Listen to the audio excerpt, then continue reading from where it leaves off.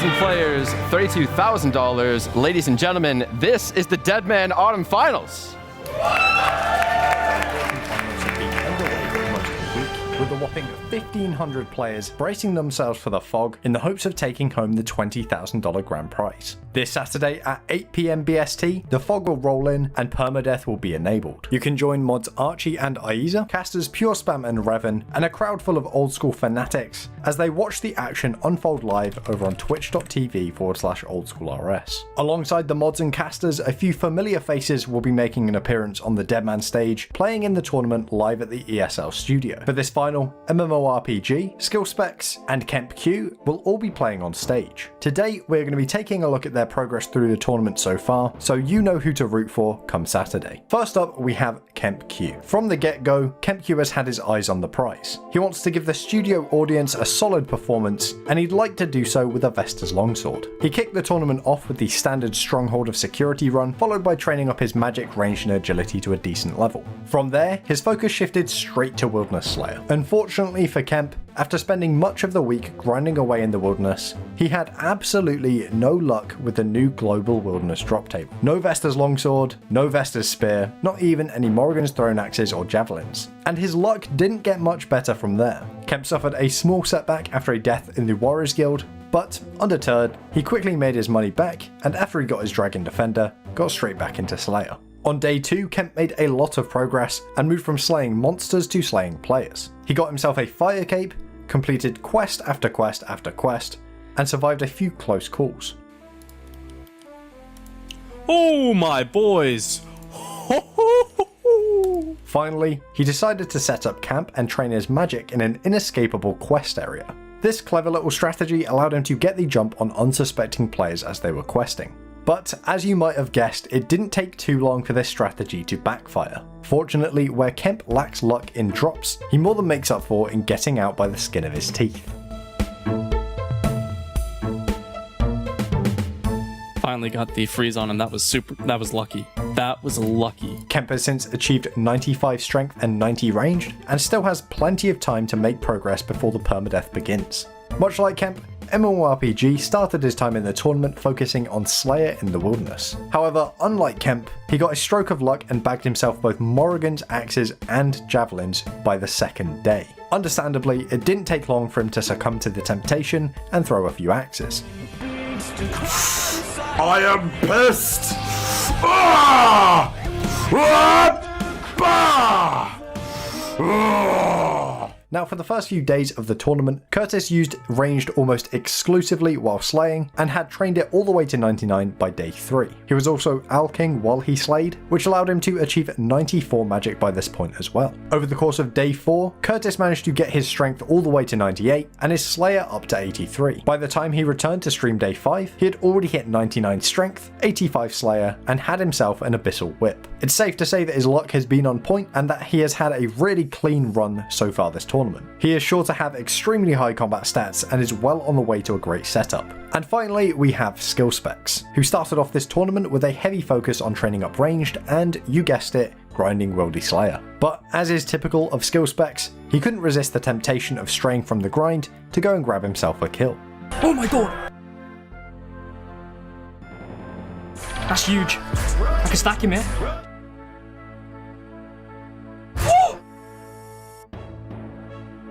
Yes!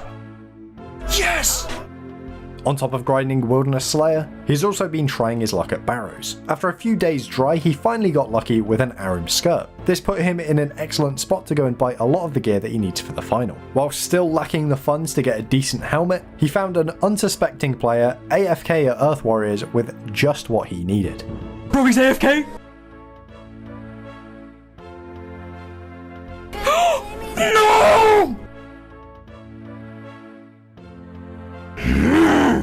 As of making this video, Skill Specs is at level 97 ranged, 88 magic, and is working on getting his melee stats up to scratch in time for Saturday. He's lagging just behind Curtis in terms of stats. Let's see if he can turn it around by the time the fog rolls in. And that just about gets us up to date with all of the competitors playing on stage. Permadeath begins this Saturday at 8 PM BST, and if ever a Deadman final has been worth watching, it's this one. One of the strongest and most popular setups for the Permadeath stage, using full Verex, has been completely removed from this final. Alongside the introduction of the classic and extremely powerful PvP weapons, only one thing is certain: people are gonna die. Do not miss it. Tune in over on twitch.tv/oldschoolrs at 8 PM BST this Saturday. Thank you guys for watching. May the best Deadman win.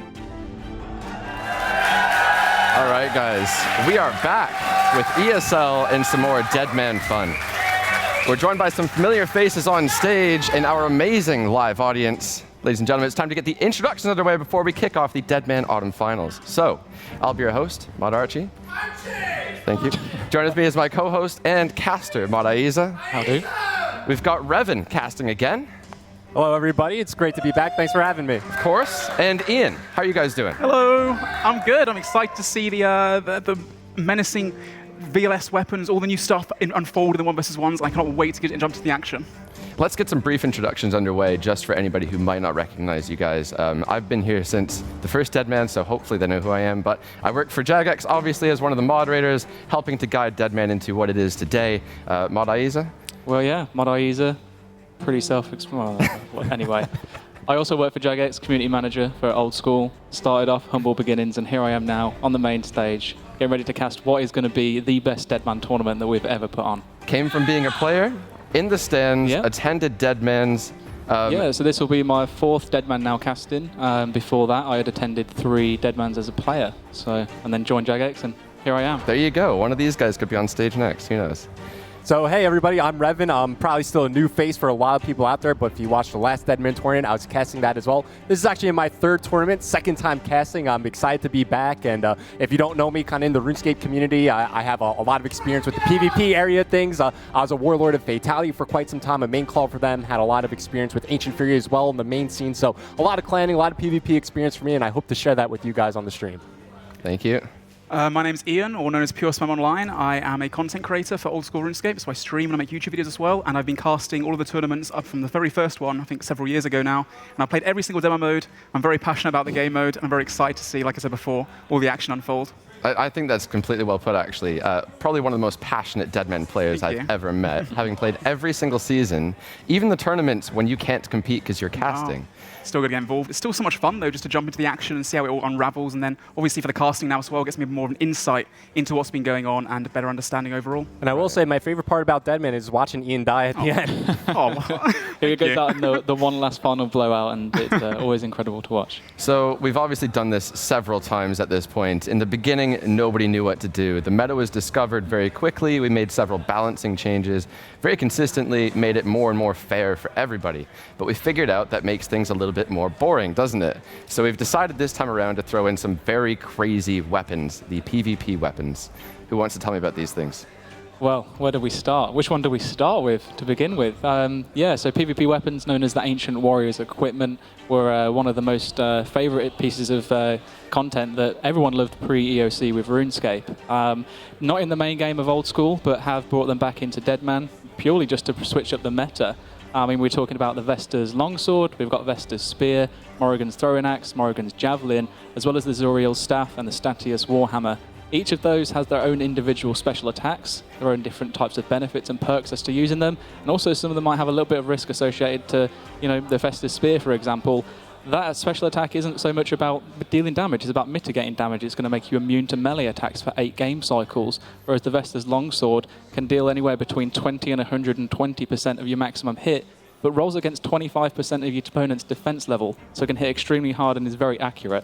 So definitely going to be very interesting. I think for me, the 2 main ones to watch out for, obviously the VLS, I think is going to be a staple. Whoever's going to have a hold of that is going to be extremely difficult to kind of like out-eat the damage against. Yep. Going to be very, very, very good against the 1v1 stages.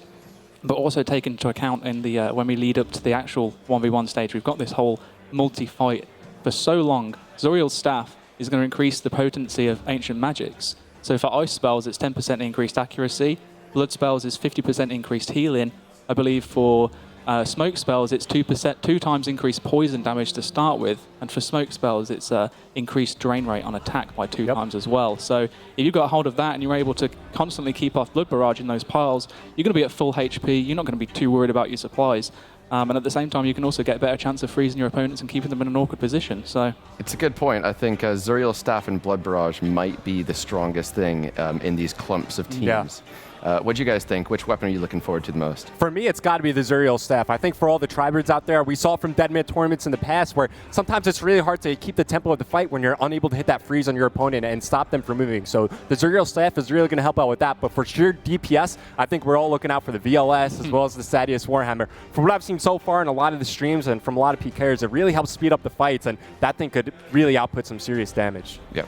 Yeah, I think overall, I mean, the new addition of these weapons is going to make sure that in the finals we're going to actually have KO potential as opposed to just being an outlast fight, waiting for them to dwindle down all their supplies. Now we have the melee weapons which can hit insane amounts, incredibly accurate as well. The Crush weapon, the Sadius Warhammer, lowers defense down as well, which can, again, make people use up their really vital supplies, brews, restores, etc. We have the Morrigan's Javelin, which can deal an amazing amount of DPS and really get the ball rolling. Once you start hitting that damage, very hard for your opponent to come back again. Morrigan's throwing axe as well. I want to see someone use them in the final area before the 1v1, the Permadeath stage, because it cuts down people's run energy. So people trying to run around, get into the final area, really get stuck behind, in the fog, like a tomahawk across the face or something. That'd be so cool to see. Right, guys, so you touched very briefly on the last tournament. I think it's actually time, in case you guys missed the last tournament, to play a bit of a highlights reel. So let's take a look back.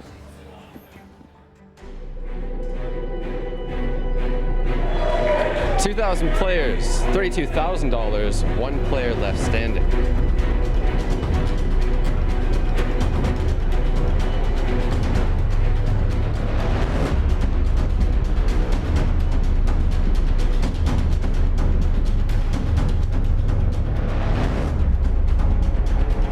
The people we have on stage, brilliant players, all of them I think deserve to be here. They've all put in extreme amounts of work.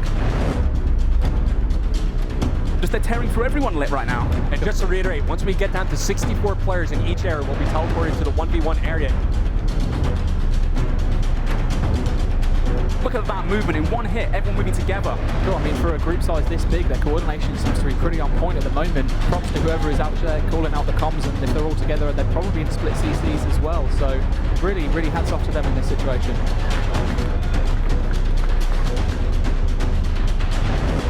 Look at Lit go. They are doing such great coordination right now. And I like a vice movement going around in a big circle. And they need to be not quite out of position here. Any stragglers get caught out, they can be sniped off like a second. Oh my god, he got 1 hit! And the man gets away! There is no way! He steps to the fort. What a great lure. It looks like 130 players are remaining right now. So any second now, we're going to go through to the 1v1 final area. And it looks like both clans have got several members actually going through. So anyone could take this tournament all together. And here we go, 128 players left for the 1v1 final.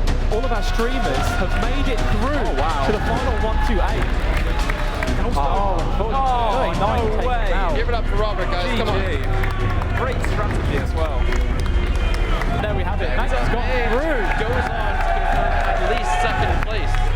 DMM Freak Show, down to no food too. And There not it now. is, guys. Well done. The DMM Freak Show representing Lit. So many Lit making it into the top 10 as well. They've really stepped up this tournament. So there you have it, guys. A brief look into the past of the last Deadman tournament. Now, we learned a lot from the last Deadman tournament, didn't we, with the Verax meta? We discovered something, and that's the full set of Verax is extremely overpowered. We didn't really want to go into this tournament thinking everybody needs to get one of these sets, so we actually went ahead and removed the flail, didn't we? Yep, remove the flare from the Burrow's drop table, so you can get the armor, but not the full set, which is obviously what makes Burrow so special. So I think this time around, predictions, are we thinking Tribrid might be the best? What are we going for? Yeah, I'm thinking Tribrid should come out on top on this time. Granted, we do still have some players that are rocking Venge with like a range tank. Maybe they could do some damage, but especially with the Zuriel staff being in play, I feel like if there's a good Tribrid out there who has that staff in hand, you'll be able to catch freezes more often on the end rangers out there, and I think a Tribrid should come out on top this time. Yep.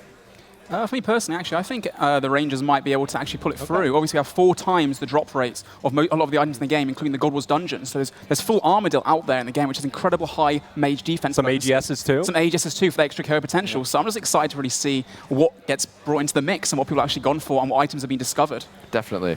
I think what we should probably get through here is a brief explanation of what players are about to watch, or viewers rather. Yeah. So anybody kind of new to Deadman, what are they about to watch? Talk to me about the kind of running order of this tournament. Yeah, sure. So we started out the week, 2,000 players entered the server. They grind out this entire week, training stats, trying to get the optimal gear, preparing themselves for this final moment, as we're starting to enter the multi-stages, right? We call this the Permadeath stage. So from here on out, if you die in-game, well, you're dead for the rest of the tournament, and unfortunately, your week ends there. From the multi-stage, when we get down to our 2 final areas, we have one at the Falador statue, one over towards the Greater Demons area deep in the wilderness. And once we reach 64 players in those final areas, then we get teleported to the 1v1 stages, where it's just 1v1s up until the finals. Right. And this time around, I believe we have the 1v1s playing out a little bit differently. We're playing the semifinals onwards, I believe, as individual fights. We'll get to appreciate every single fight. No fights going on at once there. It should be nice to see. And I think this is probably an appropriate time for me to introduce the players on stage. So let's have a look at who we've got. So first and foremost, guys, we have skill specs. Give it up for skill specs. Next to skill specs, we've got MMORPG. And lastly, we have Kemp Q, the new kid on the block. Come on, guys. Now, Kemp Q, it's your first time at Deadman ESL. How are you finding things? Really great. Yeah, it's been great building up to this, and I'm super stoked to get into the Permadeath stage. It's going to be awesome. Can you give me a brief introduction for anybody who doesn't know who you are? Sure, yeah. I'm Kemp Q. I started YouTube last year with some 10 HP Iron Man rushing videos, and it blew up from there, and I've been making all types of different videos. I made some seasonal videos in the past, but this is my first tournament where I've gone really hard, so looking forward to this one. And from my understanding, you've played several Deadmans now, but this one, by far, you were the most stacked. Yeah, for sure. I just put in the hours, to say the least. Like, in terms of sleep, I probably got like 25 hours of sleep this entire week, so it's been, I've been going hard, yeah. And you are playing with a clan this time, is that right? Yeah, I'm playing with Lit. All right, well, best of luck. We hope to see you in the 1v1s. Thank you very much. Curtis, how are you looking? You're always looking so strong in this tournament, but somehow more than ever, you look like you might win this thing. Yeah, this tournament, I had to build the account in about 5 days, just because I had, obviously, the come down to Leicester. So I managed to max out the account completely this time. Got some pretty stacked gear, and I've even been given a status Warhammer as well for the final fight. So we are looking strong, Chris. We just got to make it to the 1v1s now, pretty much. So you've played on stage in Leicester, I think every time we've done this, many, many times, and each time you make it just a little bit further. Yeah, this time I hope to win at least, obviously, a 1v1 again. The record to beat is 3, so that's going to be a hard record to beat, but if we can make it to the 1v1s, 3 tournaments in a row on stage, I'm super stoked about that. So, because I just want to put out some content for the boys. Yeah. Is there anything that scares you in Deadman? Are there any teams or clans in specific that you're scared might hunt you down? There's always the chance of being targeted in the cluster. If someone calls you out, you're taken out in a matter of seconds. So it's just about playing safe until then, making sure you don't overextend and just listen out for the calls in the team. Right. Well, best of luck to you. Thank you very much, Chris. And skill specs. How are you doing? I heard you got some good luck just before the tournament. I did. I managed to finally get my Amulet of the Damned. I've been trying all tournament to get. And my boy Buck got me that, so thank you to him. He's a legend. Hopefully we can pull something off which hasn't been done before, which is the Carol DH. So you have full Carols and full Daroks with the Amulet of the Damned. Your stats aren't as good as these guys, but gear-wise, this is your home territory, isn't it? It is indeed. I do this every single day on stream, pretty much when I'm streaming. And I've done some practice fights versus Curtis, and it does do pretty well versus the hybrid setup, so GL me. And are you feeling confident? Do you think out of the 3 on stage here, you're going to be the one to stay alive the longest? Yes. Come on. We'll see. We'll see. Go on, why not? Hopefully. I'm hoping. All right, well, we're going to be watching, so best of luck, skill specs. Join the casters back on the couches. Okay, guys. So you've heard what they have to say. Not going to lie, nobody seems too confident. Curtis maybe looks like he's quite strong. What do you guys think? I think it's more that it's not that they're not confident, they're just playing it off cool. These guys are like veterans now of Deadman. Maybe not so much with Kemp Q, the furthest that he's ever gone, the hardest that he's ever gone, but the other two, they're in familiar territory right now. I think in terms of a favourite for me to win, I think based on the previous tournament's performance, Curtis, MMORPG, has probably got the best chance. He put on an amazing display last time, completely shocked me, and I've been seeing him play today. His PKing skills have improved tenfold. Yeah. However, I am a huge fan of Skill Specs and the Carol's Darok combo, and I would absolutely love to finally see someone get KO'd by a 1 to 3 HP, very low HP Darok hit. Yeah. I'm waiting for it. I hope it happens. I just hope it doesn't cause an unfortunate ending for Skill Specs in that He sense. does like to risk it a lot. He does, but we shall have to wait and see. Revan, what are you thinking? I think it's easy to say that Curtis is probably the favorite of the 3 that we have on stage. He's made it the furthest and past the MM tournaments, but I feel like the story is always the same with Skill Specs. Like he comes into this final day, his stats might not be there. He might not have the best gear compared to some of the other guys, but he always makes it to the 1v1s, and he always makes things interesting for us, so you have to respect that. And he's kind of like always the dark horse of the tournament. I feel like he could certainly make a run at it if he's getting some good hits with the DH. Definitely. Well, the thing about the final Permadeath stage in the multi-areas is that it's anybody's game. You don't know if you can actually make it through. You could be the best hybrid ever, have the best gear in game, been playing the whole week solid, but when it comes down to it, if you get a few people on you that know what they're doing, they're focusing you, you're out, you die there, you can't get into the 1v1s. So people like Curtis, who have shown themselves to be quite prominent hybrids in the past, improved a lot over the different tournaments, he might be singled out now, and people might think, oh, he could be a competitor, so let's get rid of him nice and early on. Still something on the odd chance. His stats aren't the best, but as before, the Carol Darok combo, I always ask for the Daroks to bring it out and hit that massive combo, so I'm really glad to see that Jay's bringing it back again, and it's something that he's very familiar with. He does it on stream all day, every day, whenever he's live, that is, and he should have a lot of fun with that as well. KempQ as well, he's been doing MM2, I think. He played the whole week, really hardcore as well, like I said before, 20-something hours of sleep. Last night he got to the event actually, he went to bed and he slept like 13 hours because he was lacking so much sleep, but I mean, either way, they're all going to have fun. That's the most important thing. Give us all some good content to watch. I couldn't put anyone's name on who I think is going to go furthest, but I think they're all gearing with Lit, the clan. So if one of them gets through, I assume all of them are going to get through. Yep. KempQ especially, just to highlight him a little bit, he is a very knowledgeable, experienced player. Ian, you were saying you've actually learned some things from him.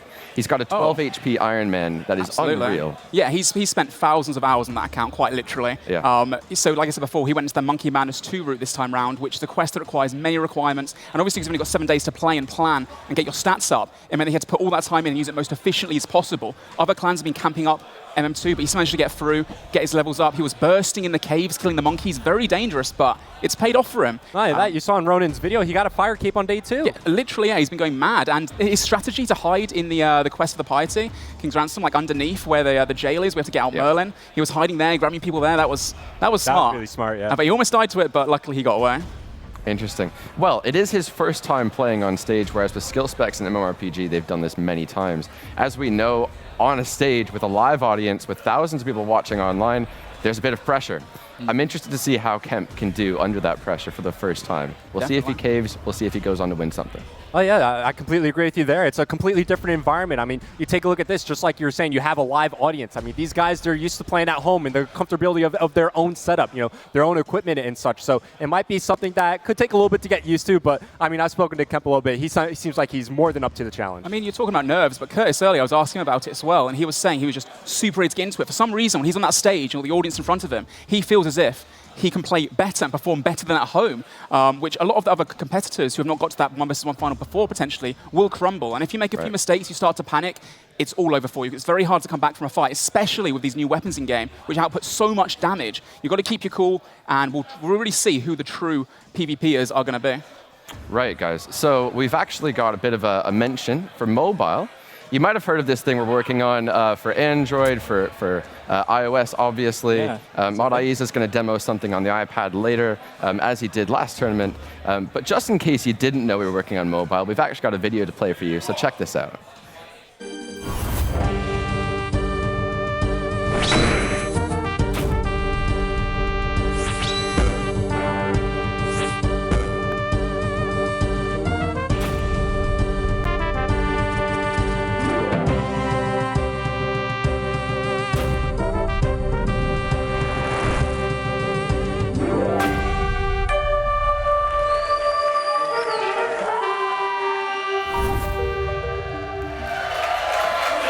There you go, guys. So who's been playing mobile? Who hasn't been playing mobile? I mean, every opportunity that I get, especially now with the most recent changes that we bring out, every week seems to bring out so many good improvements to the usability and functionality of mobile.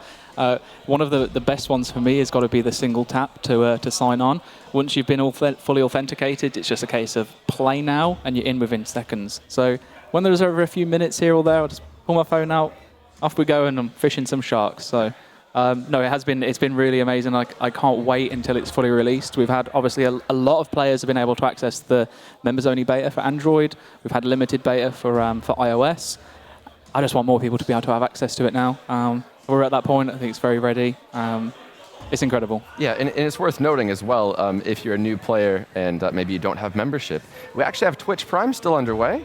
That's not going to last forever, so go ahead and take advantage of that if you want to. That's going to give you a month of free membership in-game. You can actually hop into the next season of Deadman, enjoy it entirely. Yeah, cool. Not only that, it gives you a free subscription to your favorite streamer, twitch.tv/PureSpam. Aw, thank you.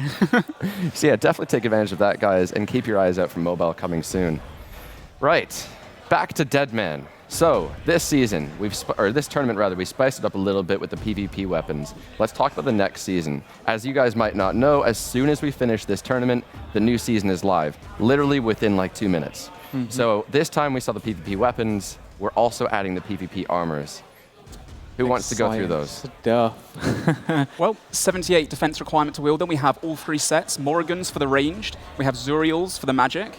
And is it Statius or is it Vesta for the melee? Both. Both. There we go. There. The full helm, no Vesta. So in the wilderness, if you kill any monster, you have a random chance of hitting that drop table, which is very rare. And if you get one of those items, A, they're worth a lot, and B, they do a lot of damage if you can wield them. So that should make the season in general just way more exciting. Like we said before, adding more KO potential to the fights is going to make it enjoyable for everyone. And like we said before, if you have that month for free membership, you can jump into the season, go to the wilderness, go kill some rats north of Varrock, nice and nostalgic. Maybe get an item, and you can sell it for a load in the GE.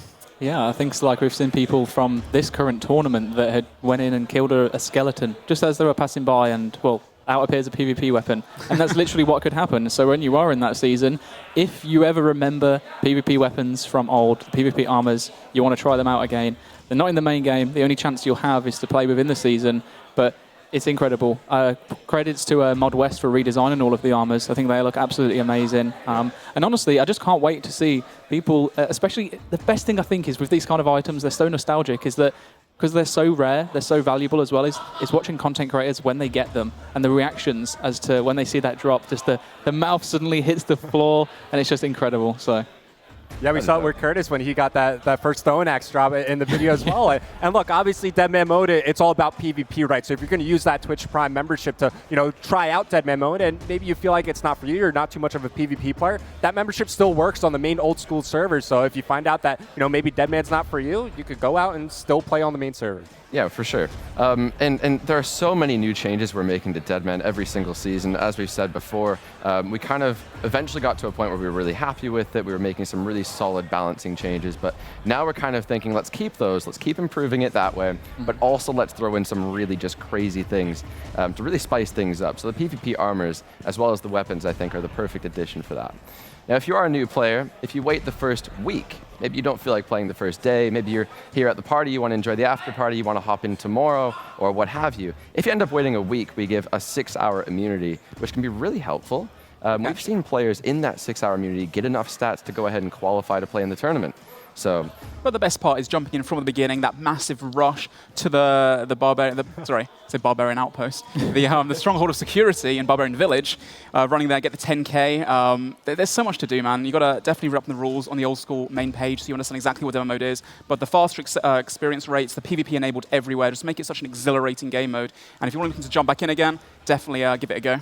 Yeah. All right. Well, thank you very much, guys. I'm going to leave you to it to let you cast this finale. I'm now going to head mid-stage here and get things underway. So guys, we've heard from our casters, we've heard from our players on stage. It's now time to hear from you. You can use the hashtag Deadman Autumn to get in touch with us. You might see your tweet on the screen.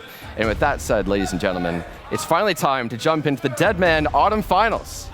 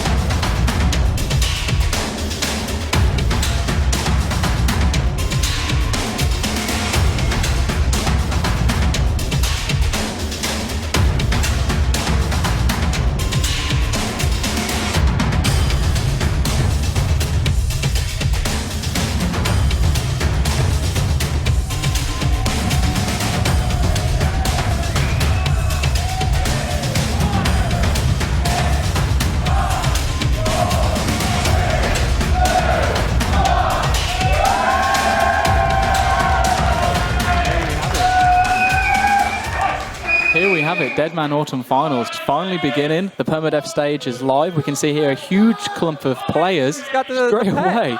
Like, there's an instant group of people. Can't wait to see how many clans and where they're going to be positioning as they come towards these final areas. Revan, thoughts on this tournament?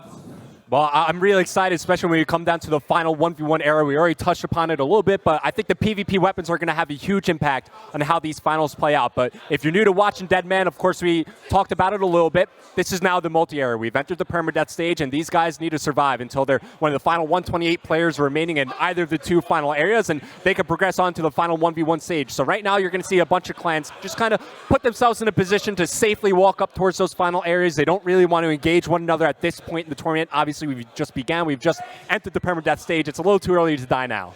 So a lot of the clans aren't really going to get into combat that quickly. We're going to see a slow push as the fog is released. It's going to force people into these areas. So obviously clans aren't going to engage too early on, especially with other forces, because they could lose members and they could greatly reduce their chances of making it into that 1v1 final. So positioning right here is key. And we'll see a few different areas right now on the map, the heat map that we've got right in front of us. Do you guys want to check that out and take us through it, Ben?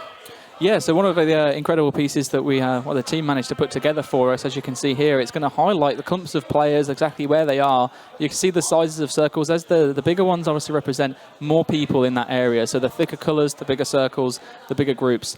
I think one of the most fascinating things about being able to check within the heat map is that we can literally see all the different alliances forming. So there's no chance that these circles are just random people, the odd solo player jumping in there. You've got the very small ones that you can just faintly see. You might be able to just notice these just slightly north of the large clump here. That might be a team of 1 or 2, maybe 3 people. But these are these probably most likely scouts for these teams, just trying to scout ahead, making sure that they know exactly what they're about to walk into. But the way I like to describe this kind of area of the Deadman mode is, it's like you're in a sea, right? And you have your clumps of small fish, you have your clumps of big fish, and obviously the big fish, they're looking to eat the small fish. But just like Ian was just talking about, if you're one of the big fish, one of the big clans out there, one of the big alliances, you want as many people as possible to enter that 1v1 stage. So these guys are just going to take it nice and slow, probably hug a singles area for the time being, wait until the numbers dwindle down, and then advance forward over towards the final areas. Yeah, so right here we've already found Iron Foe, one of the biggest RuneScape streamers, running around with his singles team. And he's got the D2H out, smite up, going to get his first kill, and he's been sniped away from him. No kill for Foe,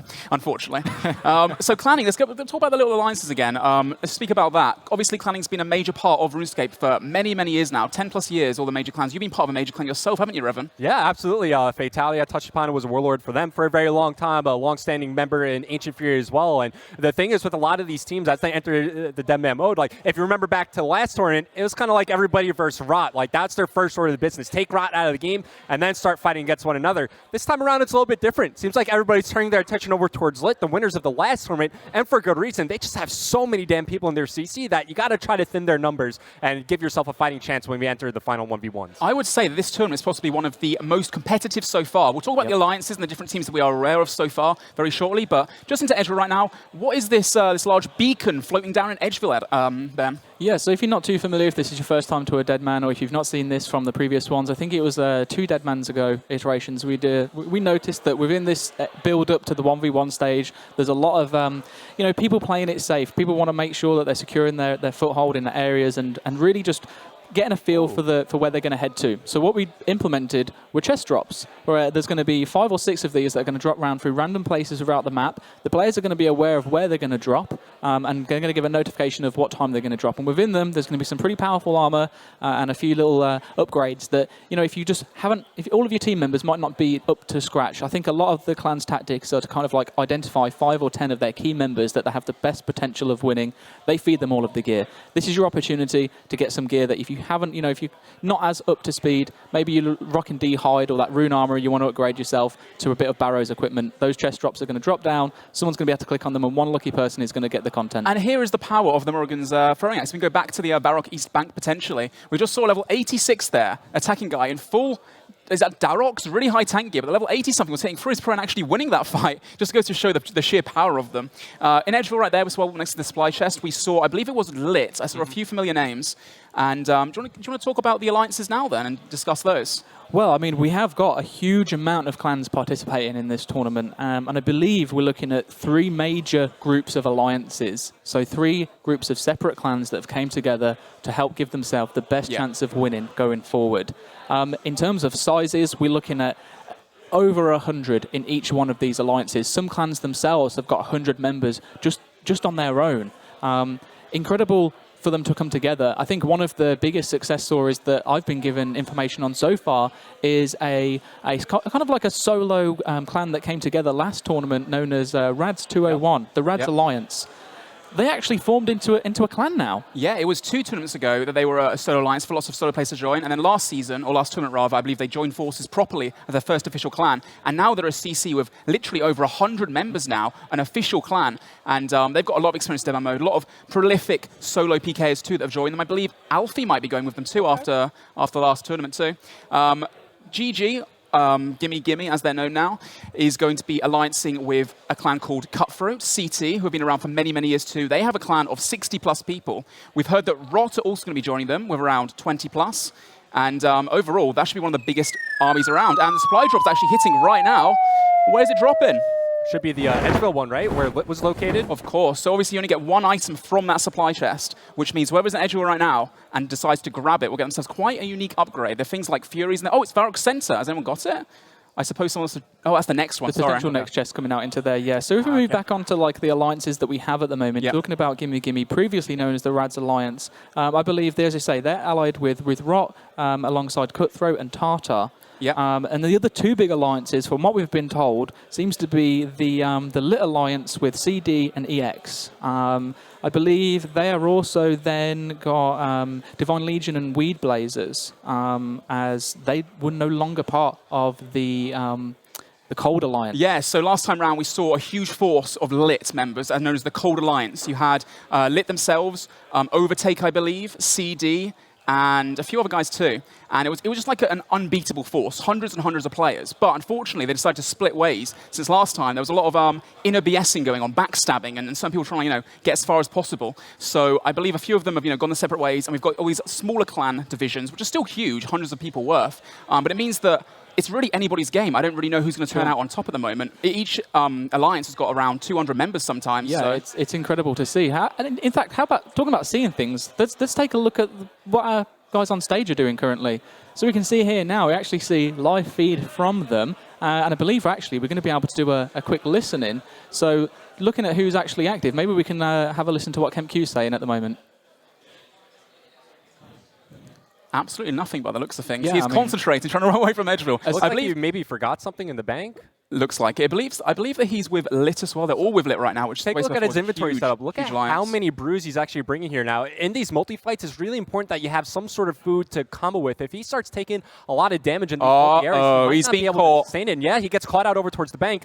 By the Zuriel staff, no less. Oh my gosh, 60 VLS off the bat. Now he's got to be very careful here. Obviously tanking with brews at the bank means only 16 HP heal per time. When you drink a brew, it also reduces your magic level, which means that his staff is going to hit even more on the wrong prayers. That could be quite devastating for him. If you see the overhead prayers right now, the little sword above his head, basically that reduces any damage by, is it 40%? Believe so, yep, for melee attacks. And so he needs to, make sure he's got the right present at the right time. But this guy's actually working right now. He's got a long way to find his clan, and you can tell from that sigh in his breath right now that he's not having a good time. Getting destroyed by his VLS. It has 4 specs per time. And he's sort of 60 there. I believe the max hits around a 60 to a 70 even. So it's ridiculously fast as well. It's got the accuracy of a god sword. A few max hits lower, but it's very difficult to fight. Can he get away here? Looks like he's managed to catch the freeze. He's unstalled, so he could teleport if he has a teleport, but it looks like he's going back to the wilderness to find his clan, hoping not get caught up by someone else. And now this is rough because he's already expended some of his supplies. He might get chased down here. You saw he casted a barrage on that wandering player just to try to create some gap between the player who's hunting him. And it worked for him. I thought that small fight is a great example on how these PvP fights are going to affect these 1v1s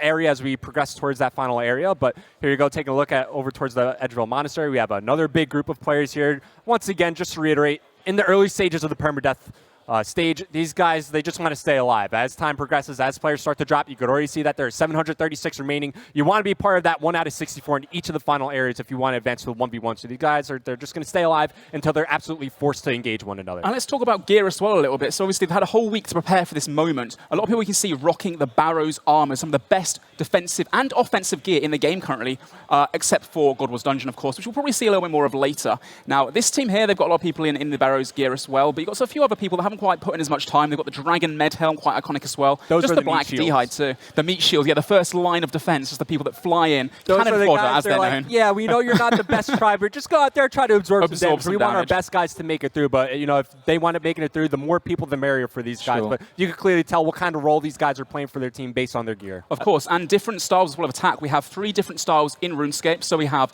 melee, we have range, we have magic. Each one has got its purposes. So magic with the Ancients, you have 3 spells that also have AoE damage. For range, we have the Chinchompers, which you throw. They're like little, I don't know, chinchillas that you can just throw. It's quite menacing, really. Well, you kind of like throw these creatures, they explode into flames. Somehow it's a miracle, but hey, we're playing a fantasy game, so anything's possible. And of course, melee has to get up close and personal. But as we saw from that VLS, like the Zorro, the Masked Warrior, come out of nowhere, just slicing through his opponents. So each have got their different uses, and we'll see that being brought into effect later on. If you guys want to get involved in the conversation too, hashtag Deadman Autumn on Twitter. We have a tweet coming in from Nathan saying, easy win for Boaty. What do you guys think of Adam's account? I think he's got great progression. I mean, unfortunately for him, he kind of hurt his shoulder in the gym a little bit, gave him more time to grind, and he's made some really great progression. I've watched his stream a lot, and he seems really enthusiastic about making it to the final 1v1s. And look, we all know Bodhi, right? We know that he is a very skilled PKer, very accurate clicker as well, so he could certainly do some damage, you know, as we look ahead towards that final stage.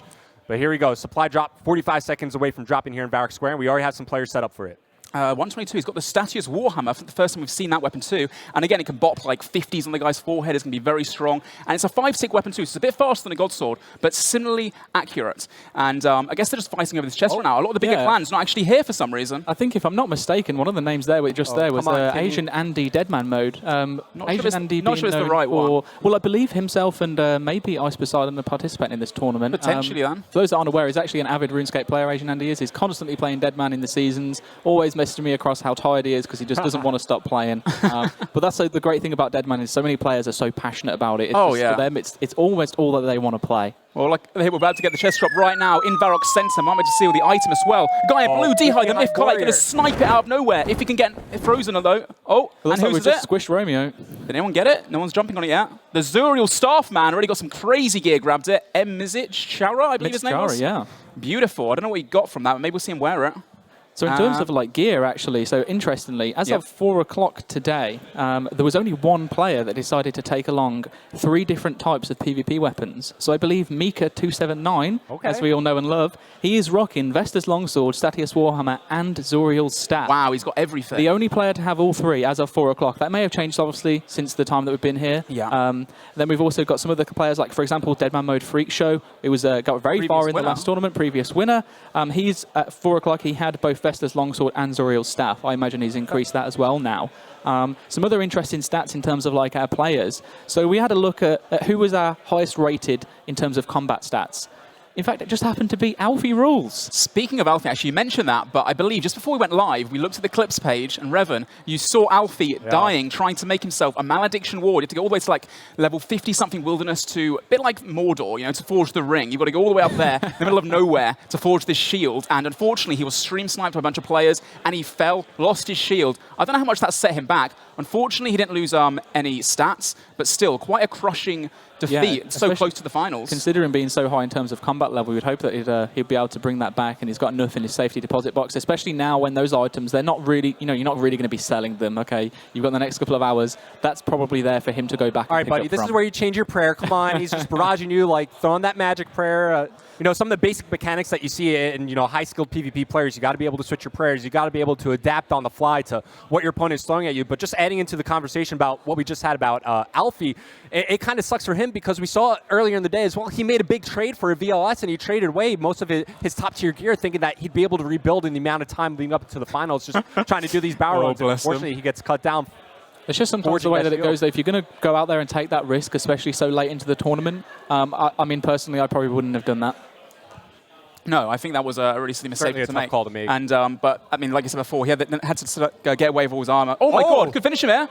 Oh, that's interesting. The status Warhammer actually drops your opponent's defense by 30% if on a successful if you hit. So the Gene Wall afterwards, obviously being quite an accurate weapon, after the spec, it can still hit quite nice. And just as a bopping weapon, like I said before, is to hit 5 tick. It's very, very accurate, and it can hit, I think, 40 pluses without the special attack itself. Yeah, and obviously, as we were mentioning before, the VLS, the Warhammer, the Zuriel Staff, these are, the high impact, weapons that we're expecting to see when we come down to the 1v1s, but we're talking about multi. Even the Vesper Spear could, have some sort of impact when we're talking about AoE damage, and when we're talking about, these range tanks as well. Like, you're not going to give, the throwing axes, the javelins to your top-tier Tribriders, right? But you could certainly hand them out to all these, rangers that are just there to act as meat shields, and at least they have something to use their special attack. I mean, it adds up. They can certainly output some damage as well. For sure, yeah. Well, like I said before, even if you're the best player in the game, and you've got the best gear as well, it doesn't matter. If you've got 10 people on you at the same time, they know exactly what they're doing. Yep. You're going to fall in multi. You can't take on that fight. So completely right there. And right now, if you just tuned in, we're just waiting for the Permadeath stage to slowly push people into the fog, into 2 large areas. So for now, we're not going to see too much action taking place, but slowly but surely, the clans will get positioned, and then we'll see a lot of action. It's going to build up, and then bam, out of nowhere, massive destruction. We're going to choose someone to watch right now. Should we tune into Curtis? What's he talking about? What's he up to? Monka. Looks like a little bit scared. Worried, yeah. He's got his playlist up on the side. I guarantee you he's listening to the RuneScape music that was just released as well. Make sure you guys add that to your playlist. Indeed. But just like we were highlighting from the very start of this Permadeath stage, these guys, the big alliances are going to walk up into the deep wilderness in these single areas, making sure that they can't get caught out. And then as we start to look ahead towards the final areas, over towards Anakarl, they're going to spread out, charge into multi, and that's where the fun really begins. Yeah, one of Curtis's greatest strengths, even though he's not really PvPer so much anymore, he does know the game mechanics very well, and he's very fast at listening and hearing commands. He understands how important that is. And let's check out some other clans as well throughout the demo mode with the heat map. Yeah, so you can certainly see the strategy behind certain members here is that they're locking down certain points. Obviously, the area now is like it's in a free-to-play zone for the individual actual final areas. We've got obviously one up near towards Greater Demons, and the other one which is right down here in Valador by the statue. And as you can notice around, we've got the clumps. These players are obviously assigned towards the Valador area, so their main interest now is just making sure that they are well positioned, so that when that fog does start to spread through, that they're not going to run into another clan. You can see the smaller circles, as Reverend was explaining earlier. That's most likely that they have scouts out there that their main objective is to spot who is coming and then just die. Well, it's a game of chess, isn't it? You've got to be one step ahead of your opponent. You don't want to just go all in and then having no chances to win. So what most clans are going to do is wait until everyone makes the first move, and then out of nowhere, everyone's going to unleash everything together. Like right here next to this gate, this is near singles, but just south of here is multi. So really interesting positioning there. They can't be hit by multiple people at the same time, but they can hit multiple people from that single area. Yeah, I was just about to bring up that same point. As we were looking over towards the players gearing up for the Valador Square area, there's obviously that singles area to the east of the statue, and then of course over towards Doric's house is single area as well. So that's where these teams are going to be camping out. And it's also important to note that if you're in a single area and the other opposing team is in multi, like you could single to multi them and really maximize your damage output while minimizing your damage input. So in terms of clan sizes, actually, I do have some stats on here. Now, one particular clan has asked to remain anonymous. So for now, we'll expose them at the end. Don't worry. Yeah, I'll respect that. But unfortunately, I think when we get to the point of 1v1s, I might just have to dish out the info. However, we'll wait for this chest drop. Looks like there's just one poor chap that stayed around. The Saradomin Mage coming in crazy. Please grab it, Is he going to hightail the loot and get out of there? He has! Oh, wow! He's got it! He's going to attack straight on him. He's a baseline combat, double D high. He's not the best defense, but his bald-headedness, he's going to get away. No, he's been frozen. The VLS coming in, almost killed him from half hit point. Who was on Kemp as well. It so we is. know he's stacked. He's got the Tome of Fire as well. Then oh, my God! He's going to wreck this guy. The magic bonus. Staff against that D-hide. Also has the VLS, like we were talking about. There's no way Crazy Taxi's getting out. Yeah, I think the only thing that's crazy about this taxi is how he's going to die. I mean, right now, his only real getaway is going to be walking up and down the ladder and then hoping for an instant teleport. But he's going straight into the fog, and I don't think he's going to get away if he's doing this strategy right now. His team may be coming to help him, depending on what he managed to pick up right there. But unfortunately, I don't think he's going to survive. 33 through prayer, like I said before, reduces damage by 40%, but still absolutely destroying him. And no. There's nothing he can really do at this point, is there? Poor Timmy. His whole week, he asked his mom to get off school. Mom, I want to grind Deadman. I want to make it to the final area. And Crazy Taxi, 57. He's all but dead now. How is he not? He's still alive. He's getting sliced up right now, frozen in place. Maybe get away. That extra 10% casting. Is this just a suicide run into the fog? I mean, right now it looks like there is nothing going to be up here. This is all single strip, and I don't know what he's going to do, really. Oh, has he duped him out? He's frozen right now, potentially. If he can get a little run here, he can potentially get away, get to the ladder. Maybe his clan's waiting south, looking to jump this guy away from a bank. He's playing very conservatively right now, you know, staying around edge of banks and get supplies out again. This guy is absolutely stacked as well. He's got a Tome of 5 for extra magic bonus, taking off his helmet too. He definitely knows what he's doing. If he gets the 1v1 stage, he's definitely a very competent hybrid. Absolutely, but you know, keep in mind the gas is slowly going to close in, so he's going to be forced into a multi-area sooner or later. And if a clan's able to, you know, pick him out before these final areas really get going, these are going to be some massive upgrades for any tribe and for any alliance. For sure. And there he is. Unfortunately, he wasn't able to get away there. But the question is, what did he drop? Well, we'll have to wait and find out. We'll see if the PK there that killed off Crazy Taxi is going to jump back over. They are going to jump back over and pick up the loot. We'll find out a little bit later on, hopefully, what they managed to pick up. So we were talking about clan sizes just before we got into that action. Thank you very much. Unfortunate, Crazy Taxi, but you didn't survive that one. Now, these are updated as of around about 7:30 this evening. We try our best to try and identify who's part of which clan and where they're at. I think I just recognise their leader's name right here. Potentially. I mean, ironic as well, name change 34. Everyone likes to change their name within their Deadman. That was the CT, the GG, and the Tartar Alliance, so 3 major clans. Those guys got to be careful because we know they're positioned over towards like the Faldor's memory gate, and we could see at the heat map that there's a big team just north of them. So as they progress over towards the Faldor statue, there's a chance that they could get backstabbed from behind. Now we see it on the heat map. Plus you have a small team just north of that as well, just hanging out in the wilderness, single ship. Still action going down over towards the G as well. It's just madness all over the RuneScape. Yeah, I'm a PK is doing what they do best, and it's PK and gingivitis. So that's, here's the thing, if you're not part of a clan, you spend the whole week training up, gearing up. You just want to have some fun at this point, don't you? Give us some action on the live stream, since most clans just, you know, wait wait out. Right here, you've got the, what is this armor? Heraldic shield and helmet. He's gone for the fashion scape. He looks good doing it, at least. And the golden apron, that's what I like to see. We have another tweet coming in from Rills RS. Hype for the tournament, whilst I just grind Moss Giants myself. Good luck with the Moss Giants, mate. Hope you get the start. Hey, man, any grind is a grind at the end of the day. You get yourself that nice Moss Giant key, go and kill off Briarfeet. You might get yourself Briarfeet's staff. It's worth a fair few at the moment. And this guy up here, rocking with the chin pets that I see on the floor. Obviously got a chance of pets, but unfortunately, as this is the final day demo mode, it's going to go. Yeah. Really, really rare to get, one in several 10,000. I think we've seen chin pet, we've seen the agility pet earlier, we saw Commander Zilliana pet. Well. It was like incredible. So in terms of, we said about clans, we've said about their locations. I've tried to touch on their sizes. I have some stats here. We're looking at Cutthroat of a potentially 55 plus in terms of size. Yep. The old Weed Blazer Alliance, great name, maybe be a little bit more original next time, is 98 members strong. Wow. The clan that wishes to remain anonymous, potentially upwards of 95 members. What? And the big thing here is and they managed to stay on the down low the whole time as well. We're not talking about alliances, this is individual clans. There's a team rocking with Foe. He's managed to pull together around about 60 players to come along with him. Bad. The Rads Alliance, which is going to be Gimme Gimme now, is 95 strong as well. The Lit XD/CD is looking at around about 100 or so. And a clan as XTC have their own chat of about 70 people in. 70? Oh, wow. Yeah. And then aside from there, we look like we've got some dedicated rock players, around about 10 of them that we've identified so far. We've heard rumors of around about 20 of them participating in this tournament. And then there's another group of around about 15 or so players that have came together. They seem to be a mix of other clans, but haven't decided to go alongside their own dedicated. So maybe they're just like, you know, some clans decide that Deadman is a mandatory requirement that they have to play during that week. Others are like, if you want to play, you can play and just go ahead with whoever else you want to. Because for them, then the name in this is everything, right? It's all about pride. Oh my god! This is what I was talking about a little bit earlier, right? Single combat area to multi-combat area. There's just no chance that these guys are going to tank it out. Maybe gets frozen along the ditch. That's what Small chance of escape. Fortunately, he gets away. That's what we talked about before as well, about, you know, no matter how good you are as a player, if you get focused and lots of people get on you at the same time, there's not much you can really do about it. If yeah, when you've got 50, 40, however many bolts flying towards your face, it doesn't matter how many times you spam click those sharks, you're not going to be able to jump fast enough. You're Even going if down. You're praying range, like you're just going to drop it. If you remember back to last tournament, like I remember watching, wasn't Mika, it was Mani, right, in the final area over towards Faldor statue. He gets speared out of the clump, and it just makes himself a clear focus point. He gets piled and doesn't advance to the final 1v1. All it takes is one misstep, one misposition. You accidentally click the mini-map instead of your screen, and all of a sudden your pathing takes you out of the clump. You get frozen away from your teammates, your fellow allied members, and you get taken out. And that could be your tournament week over right there. So the chest dropping any second now, level 10 Wilderness, just north of Edgeville. So not very far to run towards the safe zone, depending which safe zone they get, or near a bank. He's doing Vorkath. He's got the upgraded accumulator. Oh, wow, he does. So he's gone really hard. That's like 107, I don't know, it's a crazy amount of quest points. And here it drops right now. When this crest drops, it could be a mammoth upgrade for whichever one manages to pick it up. Mammoth, oh great, the mammoths around us.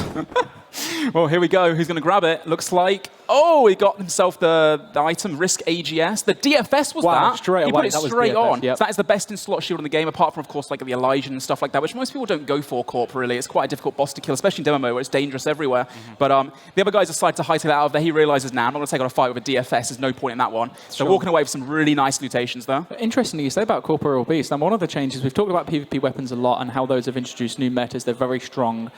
We also touched on it very briefly before about the God Wars dungeon. Yeah. Now that's a staple of old school now, is that God Wars dungeon, the AGS, Saradomin Godsword, Armadil, Bando's equipment, all of those drops were increased by 4 times their normal rate.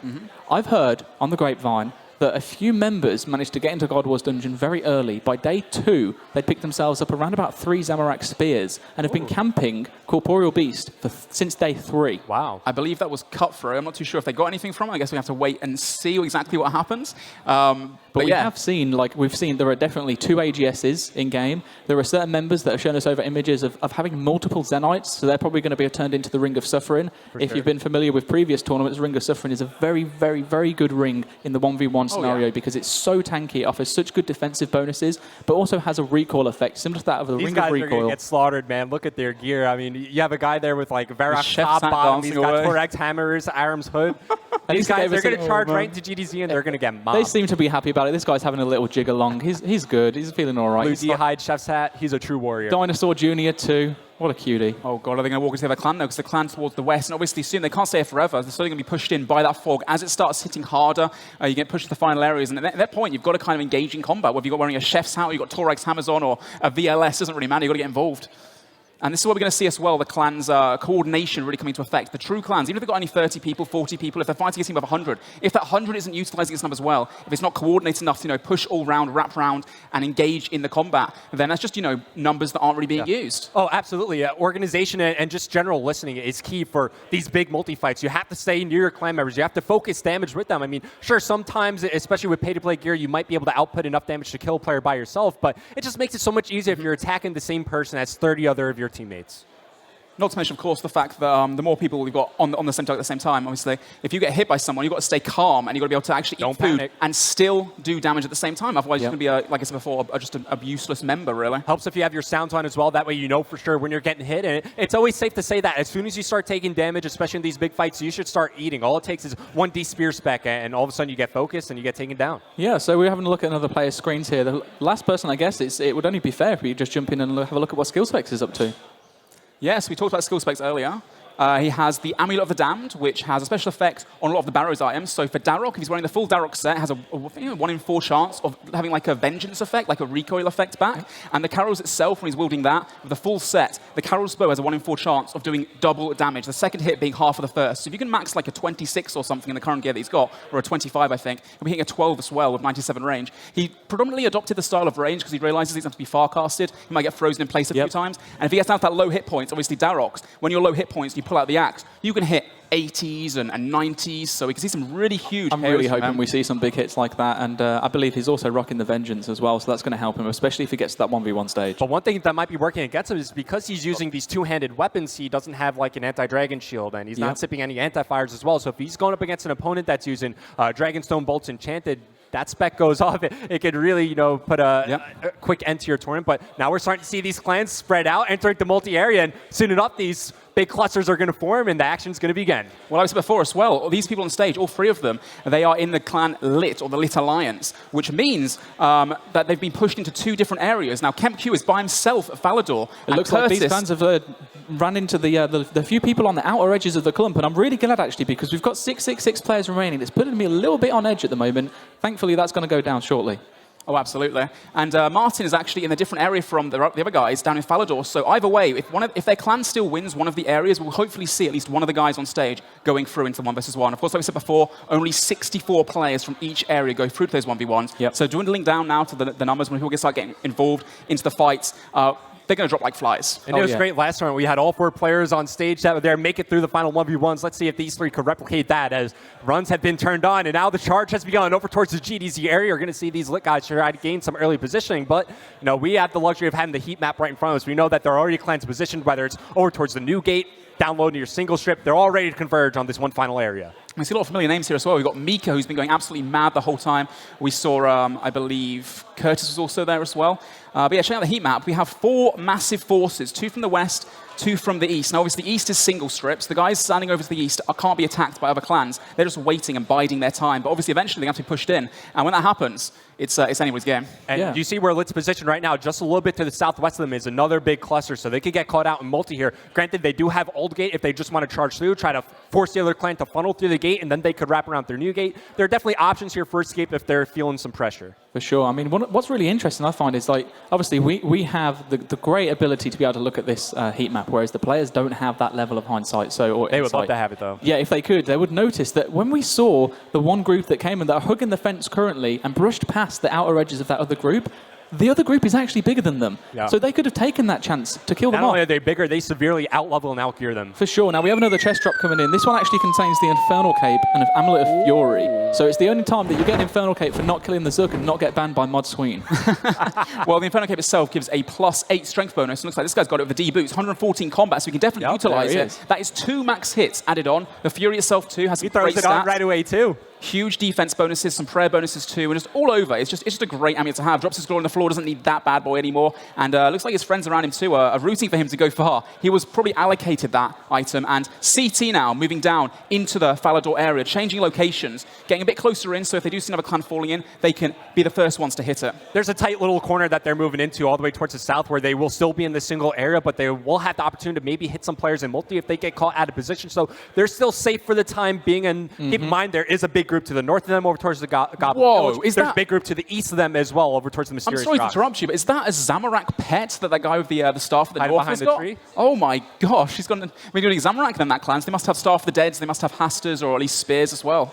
Oh, yeah, we were talking about the Spears when we were talking about that one Alliance Camping Corp. We were thinking it might have been CT, but we were also hyping up the Staff of Dead in the last tournament. We knew that there were a couple in game, but we didn't see any make it towards that final area. We can see some movement here now, and actually look at Valley. It's about to heat up. So thankfully, the group that were sitting at the gates literally left not any less than like 30 seconds ago as the group towards the top has started moving down. Really, really, really convenient for them. Either they've got insider knowledge, or someone in there is just a psychic. Well, I'm sure they've got scouts in different clans. Scouts or leaks, some sort of intel. Making sure they know exactly every single That move is they're probably more playing. plausible than them being psychic, to be totally honest.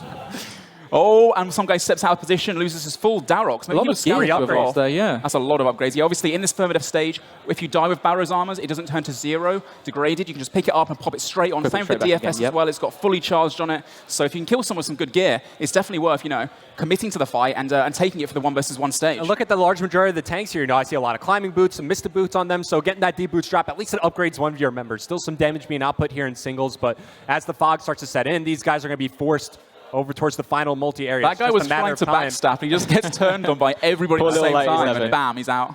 Just give a quick shout out here to Chase That Feeling. Great name. Watching Deadman mode while slaying on mobile. Cheers for the iOS update. You're more than welcome. I'm glad that you enjoy mobile.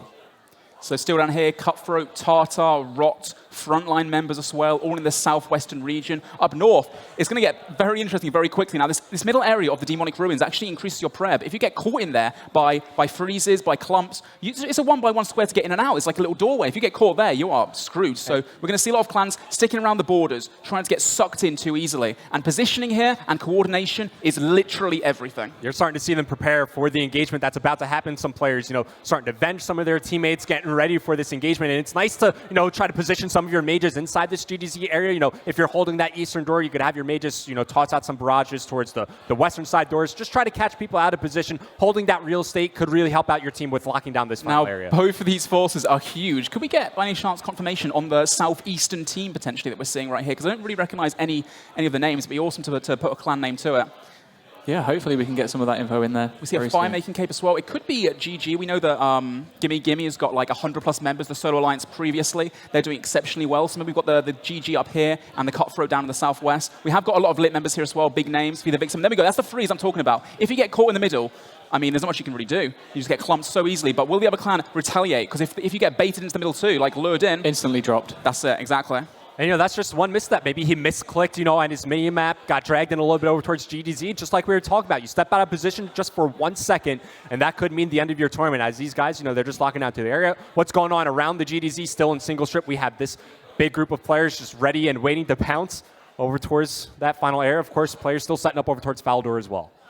And what are your thoughts about this final going into it then? Who do you think is going to come out on top based on the statistics that we've seen and based on what we've seen so far in terms of the clan sizes? I think it's easy to say Lit, right? They had the most members in their CC, and just Big stretching names off as well. their last tournament, you know, they just have a lot of big names, a lot of Absolutely. skilled players. However, just like we were talking about with Rot in the last tournament, however your clan wanted to focus them and take them out of the tournament, I feel like the same could be said about Lit coming into this one. So they must be a main focus for some of these teams, just trying to thin out the numbers and giving everybody else a fair fighting chance. Now, if this clan next to the gate do not start moving quickly, unfortunately they get caught by the fog, and that thing hits hard, it's toxic, it just keeps increasing the damage constantly. Starts out as little ones and then goes to tens, and then instantly you just get destroyed by it. So you've got to start moving quite quickly. And just to touch back on the PvP weapons, if one of these players gets caught out in the gas, you know, maybe you throw a throwing axe at them, deplete their energy. That's the thing. Now they're just I've not walking, seen they're that yet walking, either. taking damage, and it just can mean a world of pain. Honestly, It's so annoying to deal with. Those throwing axes are actually huge for this stage, I believe. They're not so good in the finals, that's using it as like a main hand weapon, not for the special attack. But here, they drained your energy 6 times as fast for a whole minute. Now we see another clan moving in as fast as they can into the final area of Falador. Shin's being flown straight away. It looks like action's happening. We can't quite see who's towards the northwest. And it looks like the other team as well having to move into the corners from the Anakar location. I believe the players have got less than a minute now to get into their areas before fog starts to set in. So that's why the action is literally just instantly impacted here. You can see it's so explosive. There's so many damage hits everywhere. People in the right prayers. You've got a lot of protect from magic here. Oh, wow. These two clans are actually ganging up on the north and western one, people at Newgate. See, they just completely split into them, just pincered them. And Now again pushing here, in from the northeast as well. This clan is going to get caught out. You see from the west, barrages and chins being thrown, as well as from the south, the group to the northeast, they're just getting mopped. You see the damage output towards the northern side of GZO, as well as towards the northeastern corner. So much damage being outputted. In this situation, you don't really know what to pray. You see all the chins being thrown at you. You're like, okay, I want to pray range, and then the barrages come in and keep you cemented in place as bodies are starting to drop left and right. Keep an eye on that. Players remaining 641 right now, but it's going to drop quickly. But actually, the clans of the southeast actually wrapped around and attacked as well. Now here we have 3 major clans we talked about before, 3 huge alliances. Everyone trying to stay out of combat at the same time. If you gang up on one team, take care of them quickly, but you have to look for your back behind you as well if they come around on the other side. And just chins being thrown everywhere. Now it's all about keeping calm and still trying to put out damage while you're also taking damage, which is a huge skill in itself as well. And it's just clumps and clumps here. So we have the clans to the southwest have been getting destroyed, and looks like Lit actually to the northwest have been completely cleared up almost. No one would have expected that, The numbers have completely dwindled since the last time we came here. It's just a matter of seconds. They're just falling desperately like trying to flies. stay alive. And back to Falador right now as well. The clan to the northeast getting taken down. A little bit of lag from all the chinchompers being thrown around, as is expected right here. But all you can really do is tank and pray and just keep trying to spam and try, just get as much damage output as possible. In this situation, having something basic just like a Phoenix necklace equipped right now could really save your life, as you're starting to see players just starting to deplete their resources. Movements now being called by these clans to try to put themselves in the best position to output damage. It's just like we pointed out a little bit ago, we were over 650 players, now down to just under 500. And look in the middle as well. Actually, some players in the middle are actually staying there. Curtis adopting the strategy of just, you know what? Let's jump into him. Let's see what he's up to.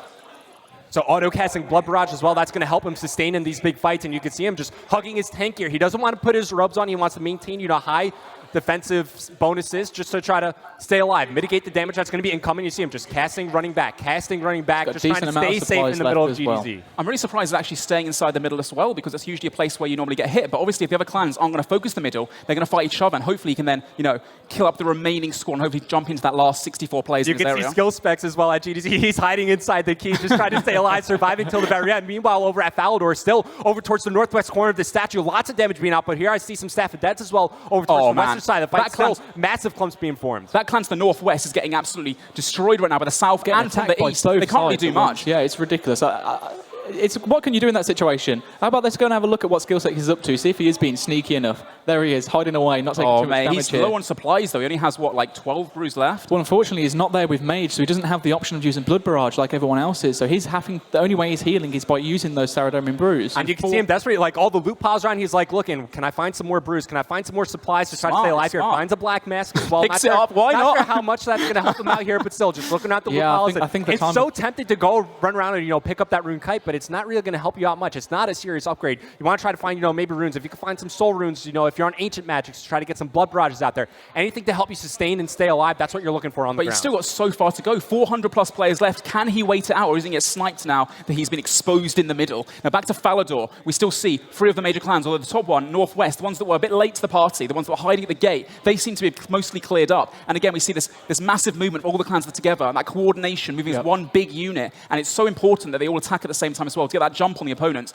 But towards the southwest now as well, it looks like C2 having a bit of trouble to try and regain that. But you see, wrapping around through the southeast side, they're going to try to, converge on this alliance over towards the southwest side of GDZ. And, even though it might be something simple, but you'd be surprised how many people out there can't read a compass and they don't know which direction is which. So it's so important that you listen to your main caller and you trust the calls that they're making. Just stay together as a group. And you can see this group towards the southwest side of GDZ. They're going to get cleaned up, but now their flank is a little bit exposed as you see one alliance now wrap around the northeastern well, side. You see Curtis not actually get involved and be the victim as well. A lot of the Lith members are just trying to stay alive as possible. But if they're not engaging in that combat, the rest of their team is going to fall. It's less DPS. So there's kind of a balance of trying to stay alive and trying to keep out of the main clump. But at the same time, you've got to do DPS too, otherwise your clan's just going to get cleared up completely. Yeah, I mean, in the last 5 minutes or so, we've just seen hundreds of members drop. I think as of 35 minutes past 8, Lit, we're looking at 130 members strong, random 120 players, 100 people with Gimme Gimme, 98 people with Weed Blazers and 81 with Cutthroat. And then we've also had 98 or so with the Anonymous clan that wants to just remain secret for now. But I can't imagine that is anywhere near it because those numbers definitely do not tally 378 players. So we have literally seen so many people die. I think Lit probably took the biggest hit from what we saw there, especially with how they were all getting attacked, piled in. And these team down in Falador, the way they were getting pincered from both sides, their numbers dwindled instantly. Well, we talked about it earlier, didn't we? The last tournament, a lot of the alliances, the Cold Alliance with Lit, we got CD, DL, Overtake. They all left the Lit Alliance because they didn't like the leadership. And I guess this new clans they thought to themselves, let's get revenge. Let's take on Lit. Let's take them down. Look them through to the finals again. They can't have another win. And everyone's very committed to that right now, but it seems. Of course, still some Lit members remaining. We could see Curtis is still alive. I hope SkillSpecs is still alive somewhere. Still lots of members inside the main GDZ area. And as these numbers start to thin, now you're going to start to see some single pilots get called. Some members getting caught out in the middle of GDZ, just like you were pointing out earlier. It's easy if you're holding that east side GDZ. You have a bit of a wider door to kind of shoot into, and you could really isolate these players inside for some free kills. I thought it was interesting as well. Curtis would be the victim. See, the rest of the members then Lit inside the Anakal area were actually in the corner. They couldn't get out. There was only one way in, one way out, but they were hiding still in there. If they get caught out at some point, they're going to be destroyed quickly. We've got a tweet coming in from Top Avenger as a reminder, hashtag Deadman Autumn if you want to tweet us. That's what we're saying. Ian looking a solid 10 out of 10. Very kind of you. I wonder why you read that one out, hey, Ian. I look like, I don't know, the cat in the hat guy. That's what most people normally say, or a nutty professor. Anyway, Curtis looking a bit nervous right now, trying to still keep out of combat. I wonder how many supplies he's actually got left right now. He's using that Blood Barrage, like we said before, which heals a lot of damage as well, depending on what he hits, which is quite nice as well. They all seem to be doing well so far. They're all still alive. Every member that's on stage is currently alive in game, which is incredible to see. I would love to see them all get through to the final 1v1 stage. It'd be incredible to watch. Well, 349 players remaining now, so they will have a chance of doing so. It just depends on whether Lit, the people they've gone with for that final area, can just stay alive and pull them through. Yeah, I have to say, this tournament really has just been non-stop the last few minutes. Typically, it's not until the fog really starts to push the players in, but they've just been relentless. This is throwing out barrage, throwing out chins, killing everyone in their path. And this team right here, the South, they're just getting pushed. You see that big unit going south at the same time. And they're not doing any DPS back. They're just trying to run for their lives, hoping to get into that top 64. But playing like this, and you've got a clan of 100-plus people, you're not going to get into that 64, are you? It's going to come to the point where one of the clans might have to actually kill their own members to finish up and let their strongest players through. Look what's happening just south of the statue. As they call the movement over towards the southeast corner, a couple of their members get left behind. The big swim of players just to the north of them immediately pounce and just dwindle out the numbers. The barrage.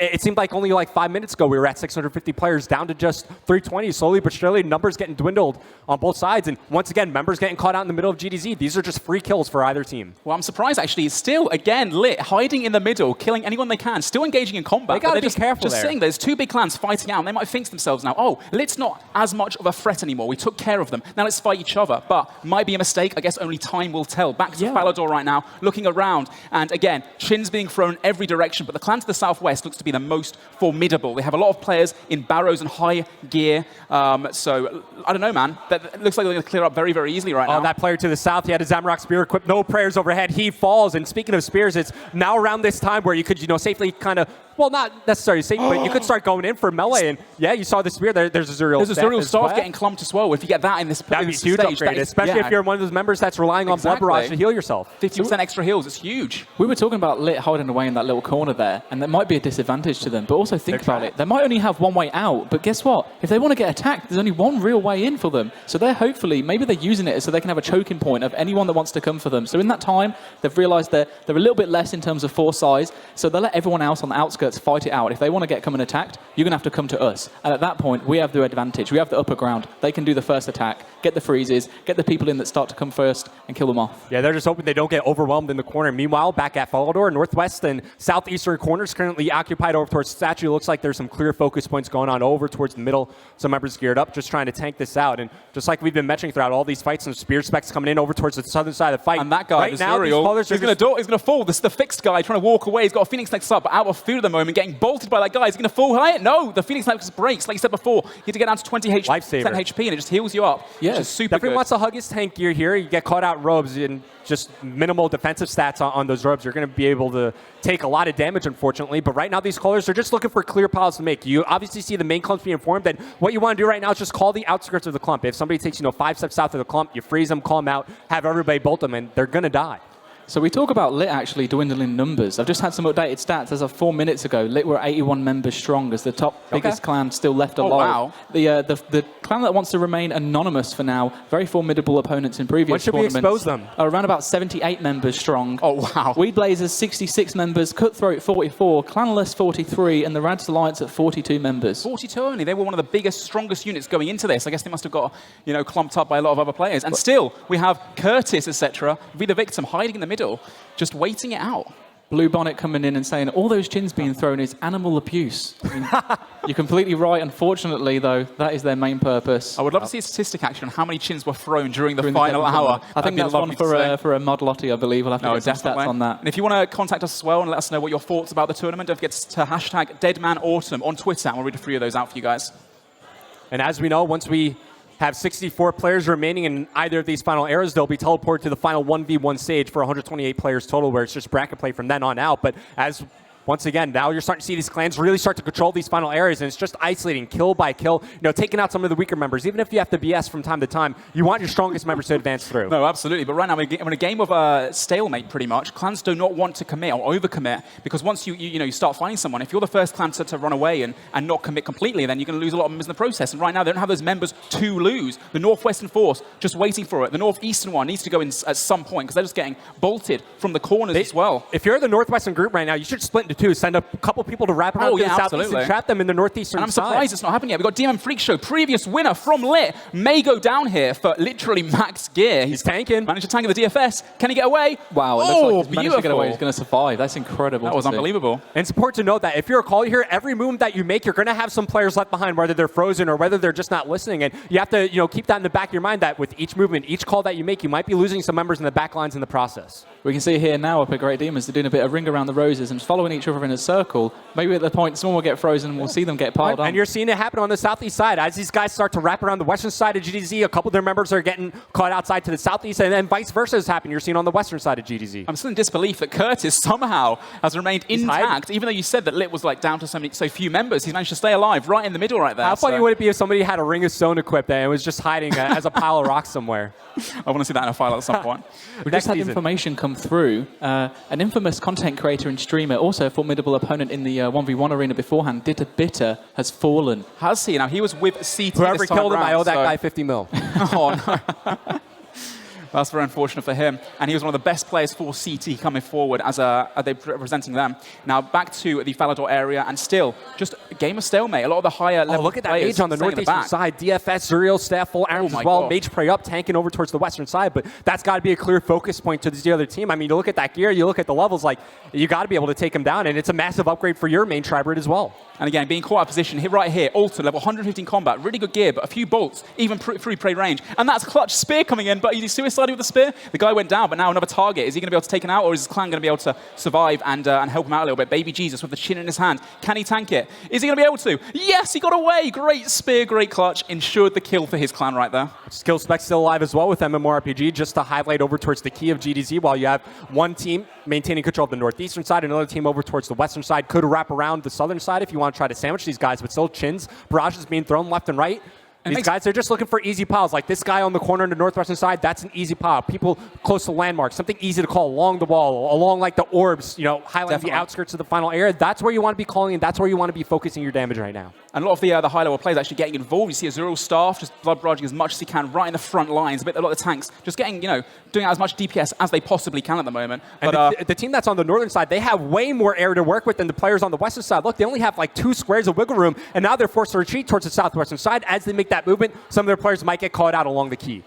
For sure. I mean, we just talked about a bit of falling. We've just seen a lot of people fall there. We've just had a little bit more information about a few other people that have fell. So previous winner, Deadman Freak Show, he's fallen, no longer in the tournament. Yep. And also, poor little Alfie, he died around about 10 minutes ago. What? How did he die? Do we know? Unfortunately, at the moment, I'm not sure. Just got information that he unfortunately perished, as you would say, Ian. I see Graphis is still alive in this area towards the southwest. I think he's the player with the Ancient Staff, DFS, Carol's top and bottom as well. Take a look at a first-person POV of MMORPG. This is Curtis. You see, he's still got some brews to work with, still a lot of soul runes left, so when he could cast that Blood Barrage, he could still heal himself. We still see some supplies scattered throughout. He's definitely looking for some brews me to pick up. Meanwhile, KemQ, he's down to final 4 brews. So that is lit then, we know that, in the southeastern corner. They don't have very many players left whatsoever. That is an ACB, yeah.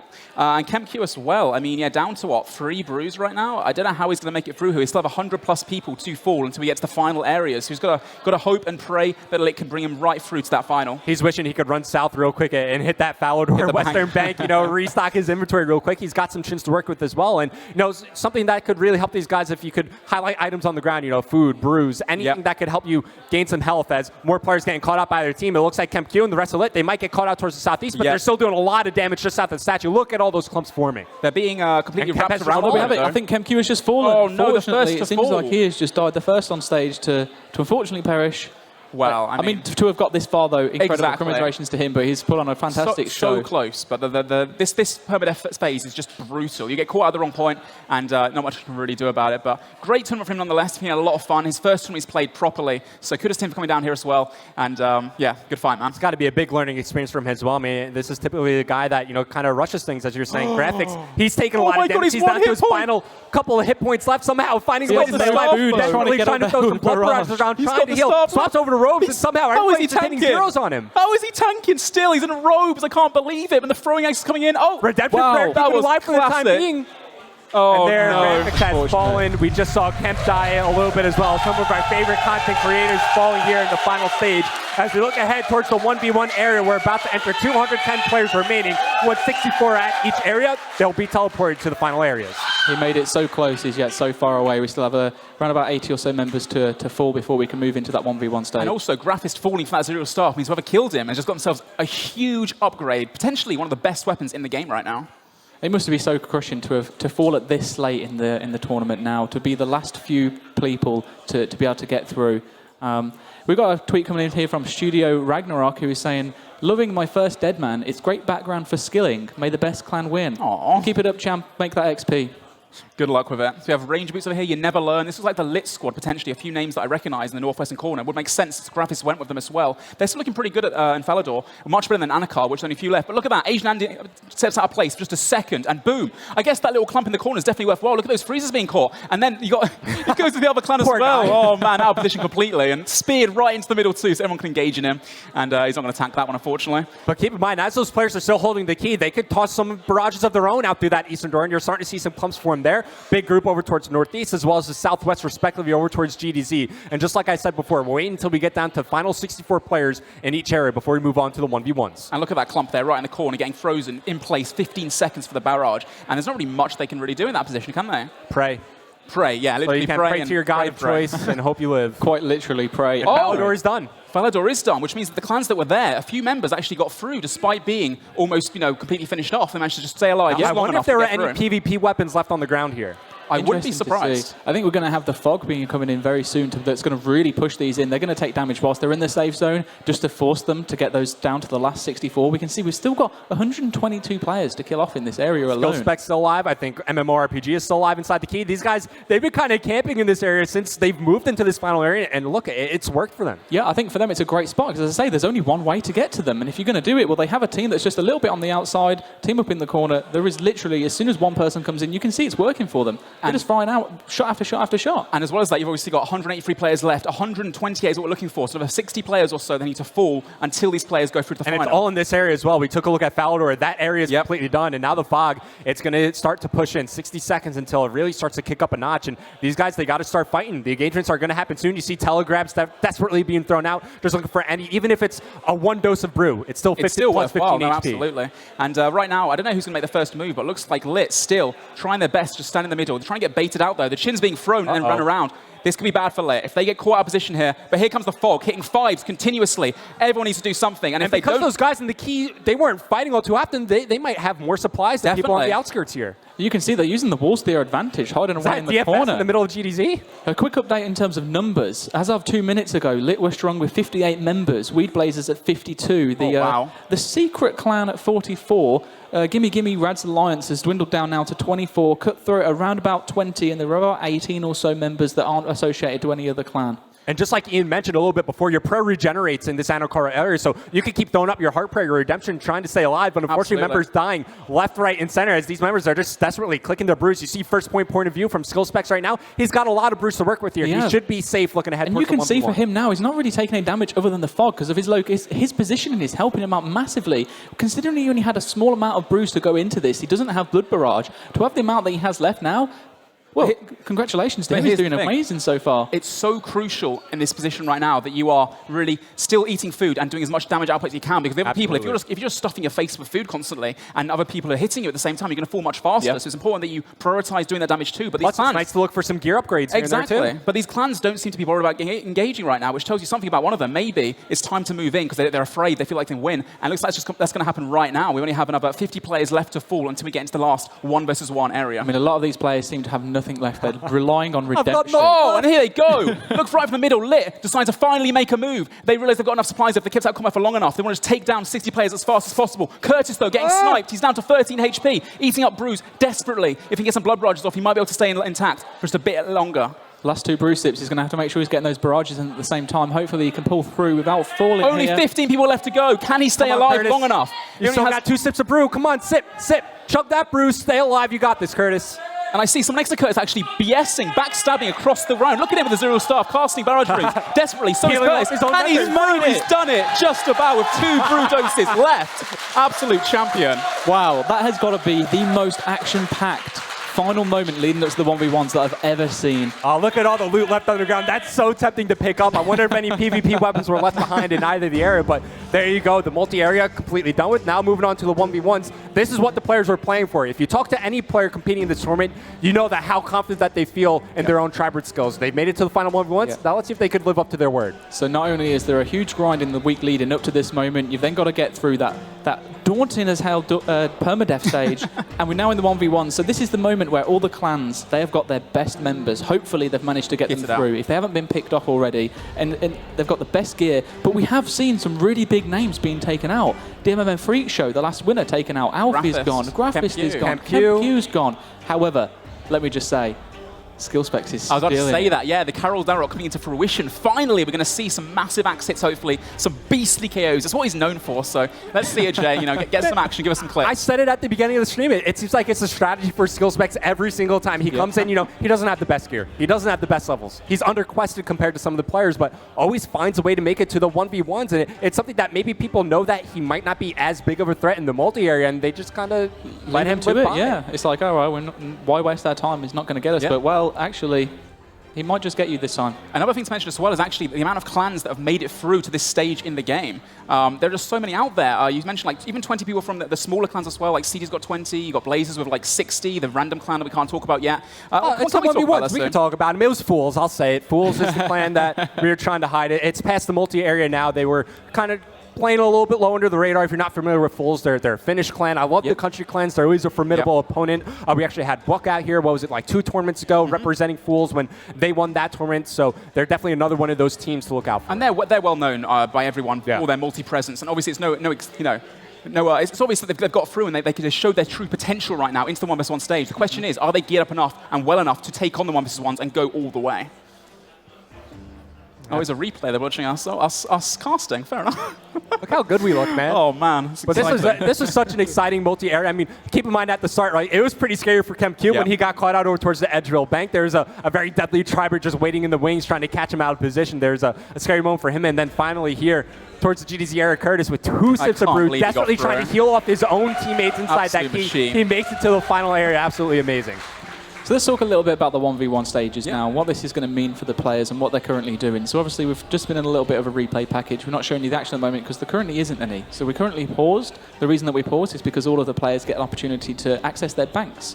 Typically you're not able to access your bank during this area because the banks are in safe zones. But they're going to be able to put away everything that they had before, maybe bring out the best gear that they had stored in there and resupply ready for that next 1v1 fight. Now what's going to go on leading on from there is after this first 1v1 fight, they're going to be resupplied automatically by the system. And I believe what they get given is 1 Sourdough in Brew, 2 Super Restores, 13 Sharks, 2 Cryo Brands, and then there's going to be a 2-dose Super Combat and a 2-dose Range Pot. Range Pot as well. It's a 2-dose one? Yeah, it is, yeah. Oh, wow. So that means that the stat Warhammer, one of the new weapons that we're going to see in the game, if it reduces your stats, you've only got 4 chances to restore them back up again. That's going to... Yikes, it's going to be difficult, isn't it? And this is what we were hyping up, you know, moving into the 1v1 stages. How often are we going to see the VLS used? How big of an impact is the Warhammer going to have? Maybe we're going to see some Javelins, even some throwing axes if these guys weren't able to upgrade their gear during the multi-fight. Yeah, we saw a taster of what the VLS has to offer, that 60 being stabbed like that. Little stab. So easily. It obviously rolls off 25% of your opponent's defense bonuses, which is just, you know, so small. It's like hitting a pure. Especially if you catch them out in robes as well. You're just guaranteed to take a lot of damage. Yeah, we're going to have a quick look at some of the people and how they're setting up, what kind of gear they've got. We're not starting just yet, so we start in that staff, moment. Warhammer, VLS over towards the bottom left-hand corner, but also something that we didn't really touch upon too much is we know that some members from DL had AGSs to use. 2 of them in the game. They also had a Sourdome and Hilt. Unfortunately, I don't think they were able to complete that, but these God Swords, they could certainly match some of the DPS. Oh, there's that. Yes, they wound up completing it. Oh, wow, this is something that could definitely save them. Look how many Bruce he has compared to Armor Dominator as well. Wow. The VLS, that's insane. This is exciting. You know, obviously the new drop rates, you know, for these God War dungeon bosses having a big effect here. Yeah, and let's talk about the clans actually going into this as well. So obviously we talked about Fools before, really well known for their multi-presence. Rot, a name that's very familiar. Lit as well, always getting through to that 1v1 final. But actually, in this 1v1, who are the clans that are going to come out on top? My money personally is on Blazers. They have a lot of really potentially good, well-geared, Ring of Sufferings, all that kind of stuff, all the best items, which will be really, really interesting to see as well. So we're looking at the final 1-8 now. We spoke about clan members leading up to this moment. Yep. Let's have a look at what we've got in this final 1-8. So this may be incorrect. It's an approximation, so hopefully we've got it right. Weed Blazers looking out to be the strongest clan in this final moment with 38 members. Wow. Yep. Lit, 28 members. Fools closely behind with 27. Gimme still have 13 members. CT with 9 in there, and then 13 members that don't appear to be associated with any of those. Okay. So this is the first round matchup for skill specs we saw a little bit ago. He's going up against an opponent with an AGS and with a VLS.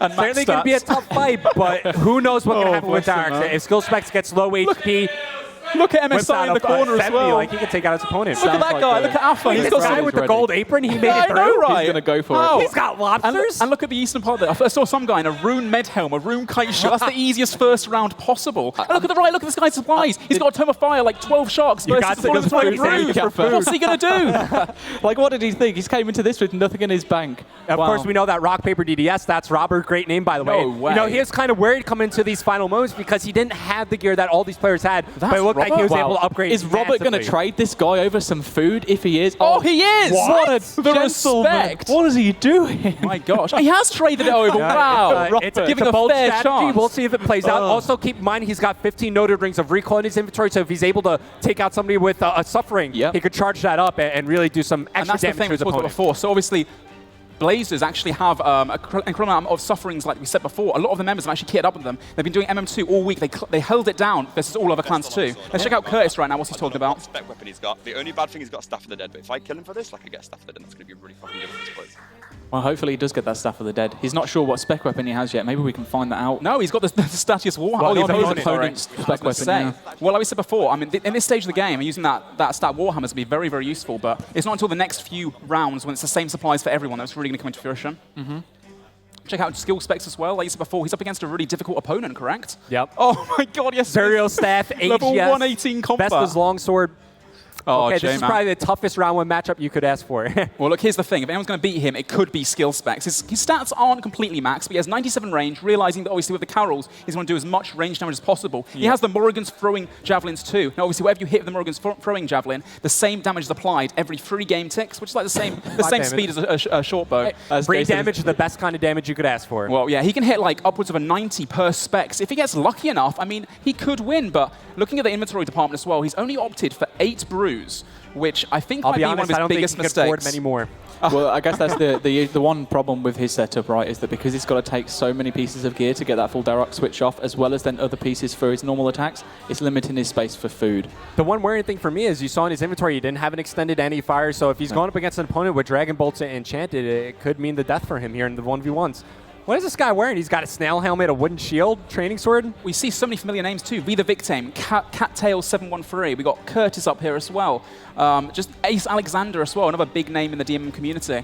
It's going to be, I don't know who's going to take this one, man, but my money right now, looking at this going into it, is probably going to be Blazers. Based on their 1v1 experience, they have some of the best hybrids in the entire game with them, and they're kitted out. We saw Robert earlier. If they can give Robert a Zuriel Staff and a Warhammer, they can probably kit up some other people with some even better stuff too, so should be interesting. Yeah, so I think at the start of the tournament, in fact, the Permadeath stages, we were looking at in terms of how many PvP weapons. Oh, there's another angle in the damn thing game. Look at Mika, sorry to interrupt. 123 combat. He has got every single weapon on him. He's got the VLS, he's got the staff, and he's got the hammer. That is actually ridiculous. He's up against Tynes, like you said before, he's got the Damned, but I don't think that's going to be enough to take him down. Do you know what I really just appreciate is that his name changed, but instead of changed to anything else, just put his name backwards. Yeah, so that's great. Well, I mean, it worked for him. He's got the 1v1 stage, so yeah, no, completely. He's got the DFS as well. He's got literally max everything. Plus, you can see from his inventory, the Ring of Recalls mean he's got a Ring of Suffering with him as well, which is huge. It does recall damage constantly. Every time your opponent hits you, they can hit a little bit back. I believe it accounts for about 3 sharks per fight, so it's just ridiculous, you know?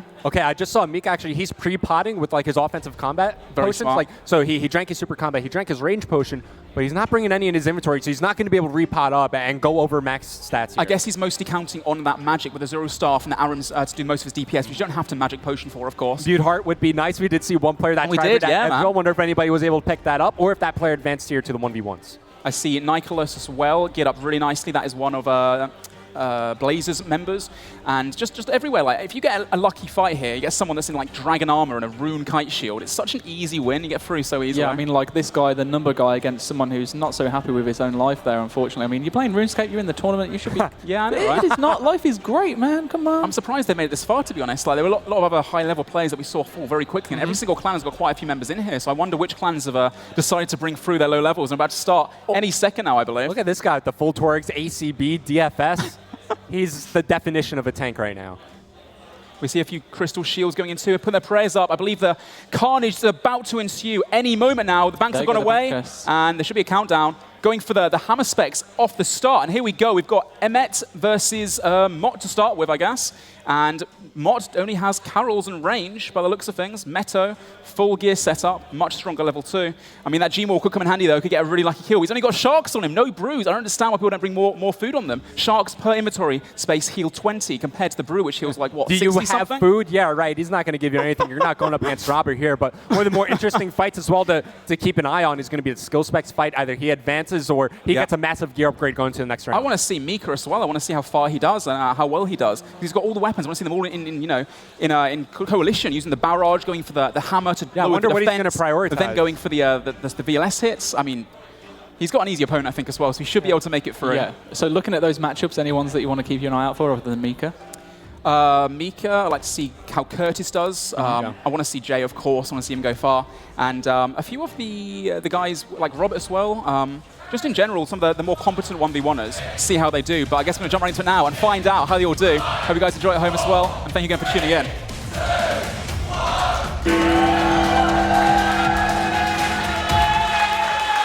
Here we have it. This is what it's all been. This is what we've all been waiting for. The whole lead up. This is the final moments of this tournament here. And Meto off the back, trying to catch that freeze on MOT. MOT, all he's got really is the Leaf Blade Battle Axe. Going for the G-Maul hero spec on Prey Melee, decides to go against it. Very smart there. And here we go, off the bat. We'd like we said before, that Warhammer can hit huge amounts, even without the special attack. It's such a strong weapon. Oh, he's just getting massively faked out here. Like, he's not even hitting with the hammer, just forcing the melee prey up over his head. And a lot of times what you see in these fights, especially as we enter the later rounds, when, you know, you're kind of capped on the food because you know, we supply it with them, you know, in between these rounds, is you'll dump your specs in the early stages of the fight just trying to gain pace, gain tempo, but because these guys are able to bank, you could see a lot more brews, a lot more restores, so the Tribrid should have a little bit of an upper hand here, I think. Yeah, when we talk about Tribrid, we mean magic, range, and melee. Styles. So obviously, like I said before, the overhead prayers give you a 40% damage reduction, so getting that prayer right on the right opponent's attack style is absolutely crucial, and trying to fake your opponent out, like bringing out the crossbow till the last second, they bring out the melee weapons, they can't really change their prayers in time, is really where the skill comes into these fights. Most definitely. I think what's interesting about this fight is Meto just apparently happens to be Boaty. That's so, Adam. It is indeed. Wow, he's got full Arims. He's got the hammer as well. Completely stacked out. It's probably why he's helm. Very familiar with PK and doesn't do it as much recently, but gotta be seems careful. to do great so far. I wonder why he's got 10 recalls. One of that's because he's got his own suffering, or he's hoping for one. It could have been Gmauled out there on 70 HP, but I think he got his pre-melee up just in time, to be honest. That's the look. You know, it's the Gmaul. At the end of the day, you're either going to hit high, or you're going to hit nothing. And we're talking, you live or you die by it. Yep. And we're talking again about, like, in this final, how much you can just keep calm and collected and make sure every single move counts. And people like Adam, who've been on these stages before and who's been playing for a long time, he's going to be keeping calm. He's got the experience, so he can go definitely very, very far. I didn't realize he got made this far, actually. He's with CT representing them. They got him through. One of the only, I think, 20 members that actually got through, so props to him for getting this far as well. And because he knows his opponent already used all the special attack, he could kind of breathe a little bit of a sigh of relief here and just really focus on getting his switches down. You see him DD Bridding against his opponent here, just trying to maximize his damage while minimizing what the other player is able to do. You can see the other fights going down around Bodhi as well, but it looks like he's got a clear hold over this fight. I mean, he's using like Arims with his range. He's looking a little bit rusty, so he's treating this as just like a little bit of a... 41's nice. Well, I mean, that's pretty good as I say that, yeah. Maybe we can check another fight. It looks like Adam's definitely going to win this. He's used one supply so far really compared to half the rely on inventory. his magic anymore. No, right? It's nice just to keep him frozen, but even if he just sticks to melee and range here, I think he'll be able to out-DPS. I don't think his opponent has moved one square since this fight started. That was his starting position from the banking phase. Bodhi is training him hard. I want to see how Jay's doing, or Curtis, and see how they're getting along, because I know that Jay had a really difficult fight to fight, as well as Mika, using all three attack styles as well. We can jump to them at some point. 48, was that a spec? I believe it was. Damage reduced now, defense reduced rather, and there you go, straight off the bat, hitting the 31s. The smite is up. Really confident right now. 25 as well. He is destroying this guy. 48 KO. And that is the power of the Warhammer and the special attack. He just bopped him. I believe right that's the first win for him right now. Okay, so this is the skill specs fight. You see him using Carols as well as Darroch. Oh my god, he's doing to do so damage well. on DL level 112. Yeah, he's keeping pace with this fight, doing a lot of damage. Venge up as well. That's free damage on his opponent. He could win this Even though fight, he's to be honest. frozen, like, he could still tick with the DH here. There's the Vengeance, only does one there, I can't but believe still it. damage. He's got 6 brews, I think, or 5 brews versus 4. He's actually winning this fight. That's unbelievable. But the VLS obviously hitting through low defense. If Jay doesn't get his prayers up right here, it's going to be very hard for him. He's got that Vengeance, like you said before. Every time they DD, that's more time in between the Vengeance to stack up and keep doing that more DPS. Now, Jay, hoping for those direct hits. Can he get it off? He's faking them, making the guy put up prey melee, and then he goes back to the Carols for that DPS. But Carols is not the best accuracy. When we go to Jay now, and his clicks, keeping calm, but he's realizing he's low on supplies. He only has 6 Sandfuse left. If So something that could really help out Jay here is that he can make his character model invisible, so at least he knows for sure what his opponent is about to switch to, so that he can adjust his prayers. Yep. Hold on Cola, render cell for it, or something like that. But still, regardless, he's staying calm. He's putting on the Darrochs in between the switches, and his opponent right now with a VLS, but Jay getting that prayers on straight away, showing his ability at the moment. But the guy's just camping prey melee the whole time. Luckily, a good Vengeance there for him, but it's going to take a lot to come back right now. He's got 5 brews left, going for the spec. On prey range, that's unfortunate. If he hit like a 50 there, that would be like a 100+ damage stack. That was a big over hit time for him to take as well. As you can see, he's really running out of his restores now, or Sandfuse, what he's going to be using. So very soon, he's going to be starting to take out more damage. He's not going to be able to deal out as much because he's not going to be able to get his stats back up. I really hope that he can manage to pull through. If he can last a few more seconds, the fog's going to start coming in and dealing consistent damage between his opponent and himself. The thing is, he's always in this fight because he has Darroch. You never know if he gets one lucky hit off melee. That's all it will take. Well, I mean, he's got like 80-something attack, 90 strength. It's not the best stats. This guy's like almost maxed. He's not potted up anymore either. He needs to make complete use of that Carols. And unfortunately, Carols does have a very low defense bonuses. But luckily, he's doing quite a good tanking. As you see here, he's utilizing the Darrochs at much higher defense bonuses in between every single hit that he can, trying to predict which switch this guy's using. Go for the axe. Oh, unlucky, mate. Put the premium right in the right time there. But now Jay down to only 2.5 brews. To be fair, coming this far as well and taking this guy on and actually doing very, very well against him is quite formidable as well. Now honestly, being hit 2s by the fog too. It's going to be a... are hoping for the massive Darok sacks like we said before. Yeah, from what we saw, like this is probably the toughest round 1 matchup you could have really asked for, especially if your skill specs with the gear you're bringing to the table here. But still, he was hanging toe-to-toe with this guy for the majority of the fight. He's just waiting. Unfortunately, he's just getting out DPS and outpaced here. Unfortunately, though, he puts on the wrong prayer there. A little bit of panic. He only has 2 brews left, but unfortunately, he's gotten the Sand Fuse wrong. He does not have enough Sand Fuse, which means he cannot restore his stats back up again, which means, hopefully, he can do enough DPS right here, right now. It's got to happen right here. Here we go. Oh, he got frozen in place. Could have been it. Unlucky, man. He's got to keep calm here. The other guy's low HP as well, sitting on low defense, and Jay has no option right now but to brew. And it might be all over from now. Without the restores in place, you can tell he realizes he's not got much to do here, and he can't actually use his vengeances either, because once you brew down, your magic level goes down as well. He's got to hope for that massive axe whilst brewed down. I don't think it's possible, but you never know. But look at his opponent doesn't know. His opponent might not know that he's out of resource, or at least making him panic, just trying to outlast his opponent here. Hit by hit down to 19 HP. The Vengeance gets procced there as well. He's doing a good job to stay alive, but I don't think he could sustain. No, he's down through the prayer as well. The VLS, oh, he's going to smash him again. The 33. Not much you can do against that VLS, showing the true power of the ancient weapons. Great job by Jay, though, getting this far. And he must be proud. In his fight against Incel Man, going up against a guy here. No way! That guy had no food left. He had no food left. And within a few seconds, everyone on the stage is down. Oh my gosh, that's so high up. Why did he not eat up? Unfortunately, we didn't get to see the fight beforehand, but it seems like he was on a lot of a lower HP than he needed to be with the amount of supplies he had.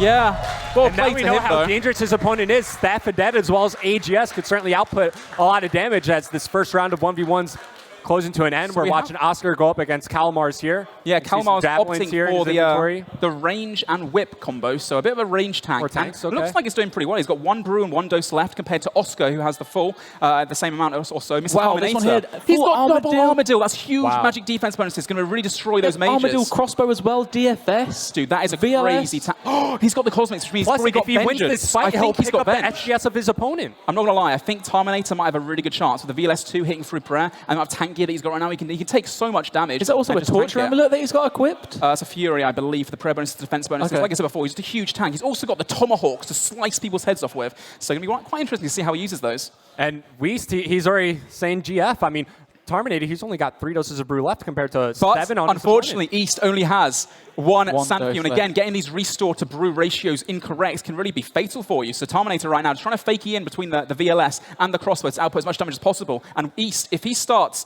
eating those brews right now, drinking those brews, he won't be able to do any damage at all. So it's really right down to the wire. Mr. He can even SGS spec right here. He's got 50% now, so at least it's something that can maybe keep him in the fight. But he opts for the... What? Why is he throwing the tomahawk? Yeah, there it is. The 12, unfortunately, though. Not quite enough, but it's something, you're right. But it was Terminator perfect now as well in terms of using the axes to switch in between the prayer, and he got the attack just before he managed to get the prey melee. It could have worked. It didn't. Whoever wins this fight is going to have a huge advantage in the final, though. But it looks like Terminator might just get through. Now East starting to use the brews. He can't really do much else.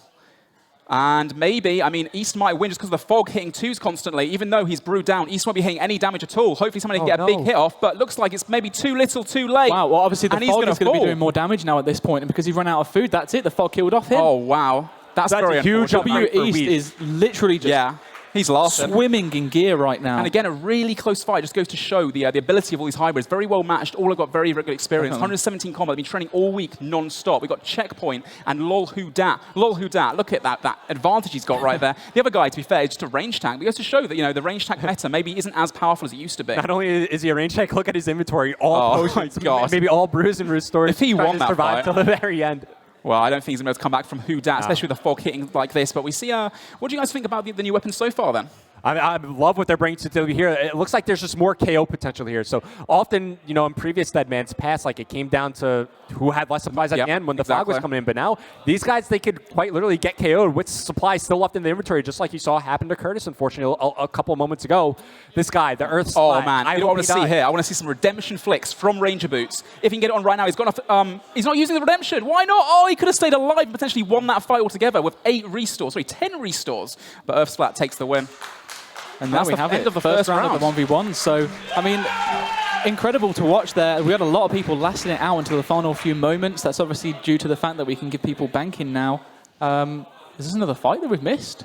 I believe so. This is the last fight. Yeah. Wow, okay, so we weren't just at the end. This is the last fight for us to see, and it looks like Vomav is going to be the victor here. I think he's trying to be a little bit sneaky. Looks like someone's not been keeping themselves familiar with the updates in terms of Deadman Tournament. He's got a box. It's one of those starter kits. If you remember from last tournament, you could open those, get food and supplies out. We changed that. You can't do it no more. You just waste an inventory slot. Yeah, waste of an inventory spot. He's only got 2 sips of brew left. This is still the venge, 21 HP to though. 14. He needed that. Ooh, almost able to combo with the whip there. As 877, he's not just desperately trying to stay alive his prayer. At least he has Sand Fuse left, so he could try to keep this up. The redemption, keep it alive. And now Vomav, he's out of brews himself. No, that was twice and there. He really has well nothing played. to restore prayer. I believe that FAP now may take this win by the looks of things. Just about with the redemption again. That's 3 times in a row. He's got 4 left to go as well. And boom! Straight off 27 bolts to the face. He's down. That's really unfortunate because he's got the box open as well right at the end. Could have come back because of that.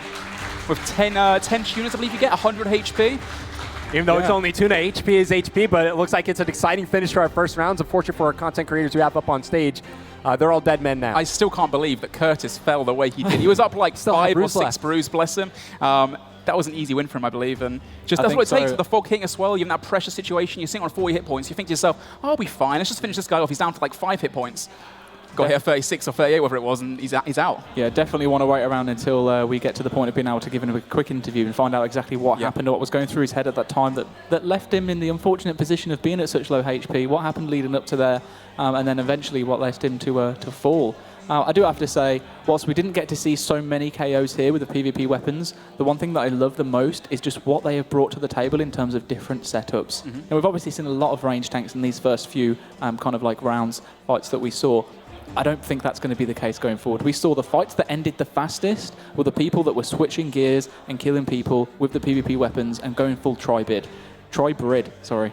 So I'm hoping that I get to see a lot more of that. I want to see that big KO. It's a shame we're not going to see the Darrett KO, but I can't wait to see what comes up next. And look, a big reason why you didn't see too many KOs in the first round is because these guys are able to bring as many brews as they want, so they're able to heal, over max HP. But as now the food starts to get limited, the pace of the fights is going to really start to pick up, and you're going to start to see these players really unload their specs at the start of the fight. And maybe some players will get KO'd a little bit earlier this time. And we were saying before as well, it was very lucky for some players to get that easy first win, like the guy in the Rune Med helm or the apron, for example. Or the snail helm with a wooden shield. Yeah, exactly. But on the other hand, if you fight a very strong opponent and you get their gear, like the VLS, for example, you get those huge upgrades, it will potentially guarantee you to go through further rounds and keep going further. So, I mean, it's still anybody's game right now, but it looks like the people with those weapons, utilizing them properly, are at a huge, quite significant advantage. Yeah, my eyes are going to be looking out for Weiss. He's the guy who killed Terminator. He got that double Armado upgrade, and he's one of the last tanks that we saw, kind of advance into round 2. So I'm curious to see how far he can now make it, because he also has the SGS to work with, so he has a lot of things that he could utilize to heal and stay in the fight. I'm pretty sure that Armado set belonged to CT, one of the few members that got through. I'm pretty sure they had an Armado set. I might be wrong there.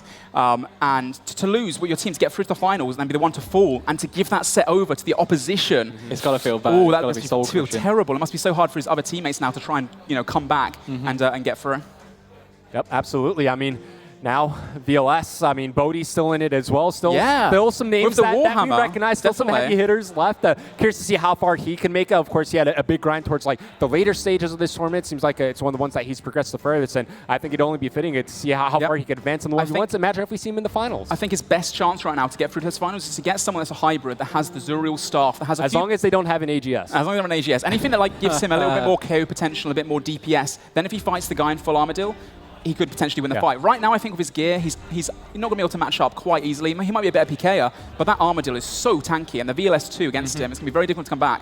But making really good use of that stat Warhammer, he realizes that it reduces defense, and he just destroyed that guy like a 48, then like a 30, then a 40, just a non-stop DPS. Once you get on a roll like that, if your opponent starts panicking and can't keep up by eating sharks, because you can only heal 20 HP per hit, you can't hit back whilst you're eating sharks either, it's going to be all over for them. Yeah, he did a great job of just faking out his opponent, right? Faking with the Warhammer hit, forcing the melee prayer to come up, and then just bolting him out with his diamond bolts. But just like I was talking about a little bit earlier ago, I just want to hit the point again. Now as we look ahead towards these future rounds, we're going to replenish our inventories. We know how many sharks they're going to have. We know how many brutes they're going to have. Supplies are limited from here on out. So let's see what kind of action unfolds as we head into the round of 64. It looks like we've got Botia against, we'll see that name as it pops in here, a Gazing Graper. Okay.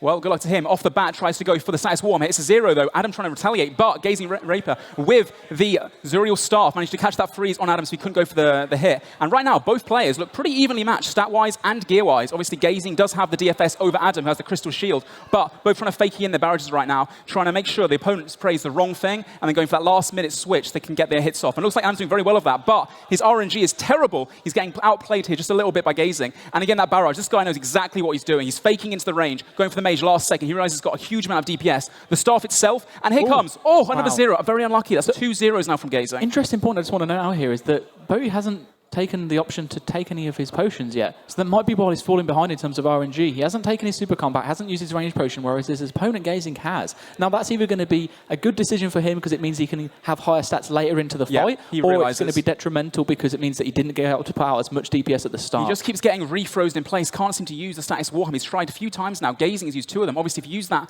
special attack early on, it means you will slowly replenish it and you get more in during the whole fight. But right now, pretty even at the moment, and I believe the reason why he's not started to use those super combats yet, he's actually used 1 range pot, 1 super combat dose. He's trying to use his brews and resources. He realizes that if Gazing gets one of those Warhammer stats off, he has to try and get his stats back up again. Another 0 from Adam right now, unfortunately, on the back burner. But he's actually take quite control a nice of the fight DD here. though. Definitely. I mean, if he can get that DD, again, stayed under it.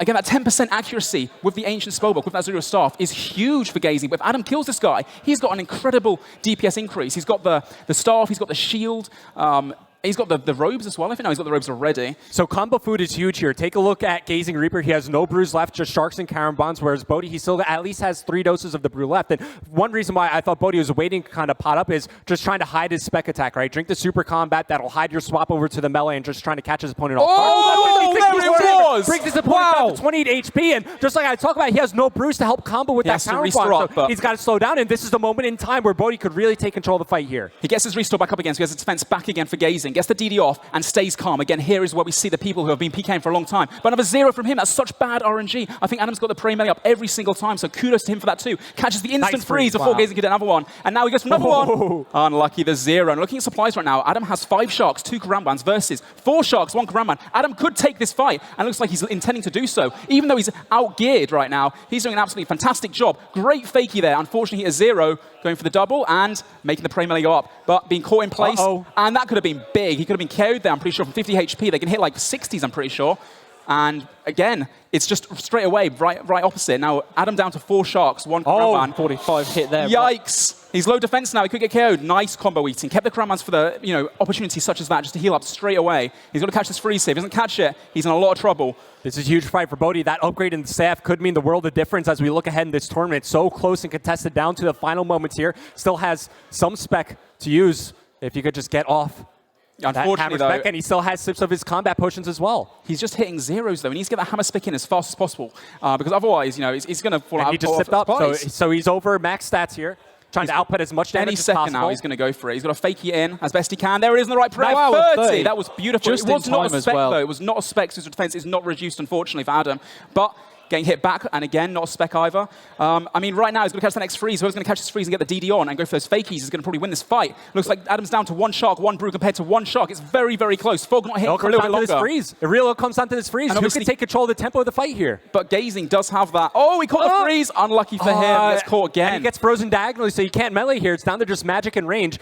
Bodhi, he's down to 1 Shark, 1 Brew. His opponent, just 1 Shark. Adam's still got 2 special attacks left compared to the 1 spec almost for Gazing. If he doesn't use loads of specs, he's at a big Gazing disadvantage. is going to get spec soon, just 5%. One more tick of spec in, and he'll be able to spec the like Blood Bodhi. Barrage, very smart. Healing some HP with that spell. Not quite as good as the Ice Barrage freezing, but still very good. And the 0 again from Gazing. He's not hit a single one. Adam going for it, hitting the fakie, getting for the prey melee up. Didn't hit anything, though, unfortunately for him. Being frozen in place. Gazing down to no supplies right now. Adam down to no supplies either, but he does have 2 special attacks left and higher hit points. He needs to catch this freeze or do some DPS right now, or it's going to be all over for him. So right here, if you're Bodhi, you're just desperately clicking, constantly hitting attack on Gazing. Oh my God, when he the 31. backs up, you at least do some damage. There's now HP stretching just like that. in favor of Reaper. Bodhi might fall here. 33 HP remaining, down to just 22. He needs to catch a freeze. He needs still to has stay 90% calm. spec as well. Still a chance maybe for him to get into this, but just only 10 HP. One good hit from Gazing Reaper, and it's all over.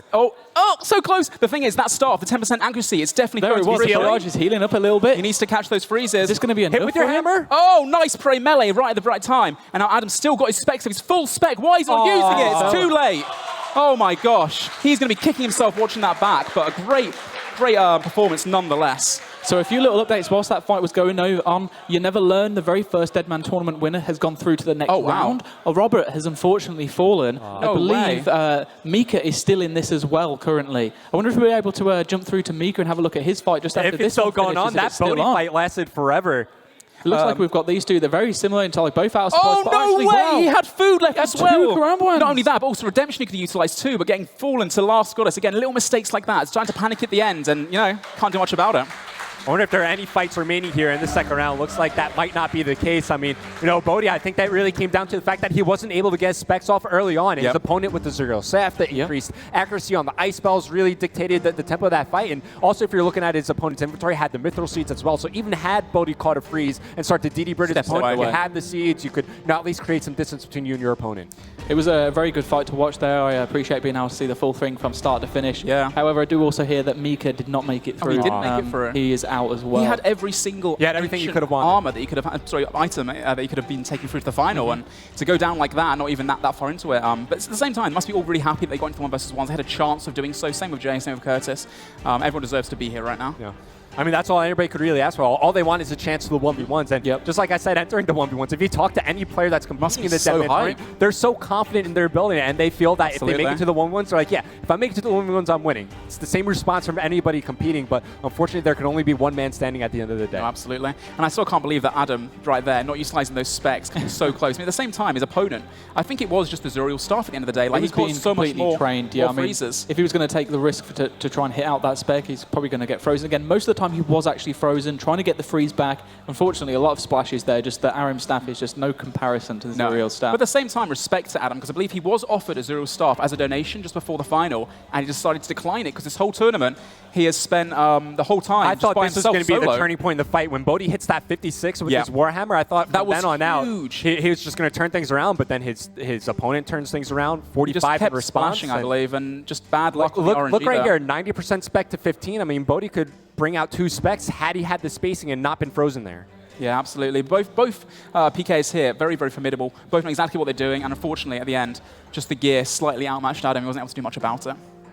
All right, so now looking ahead towards round number 3. I wonder if our favorite tank, Weiss, made it through. He's the guy who got the double Armadillo upgrade from the CT member. Still some heavy hitters remaining.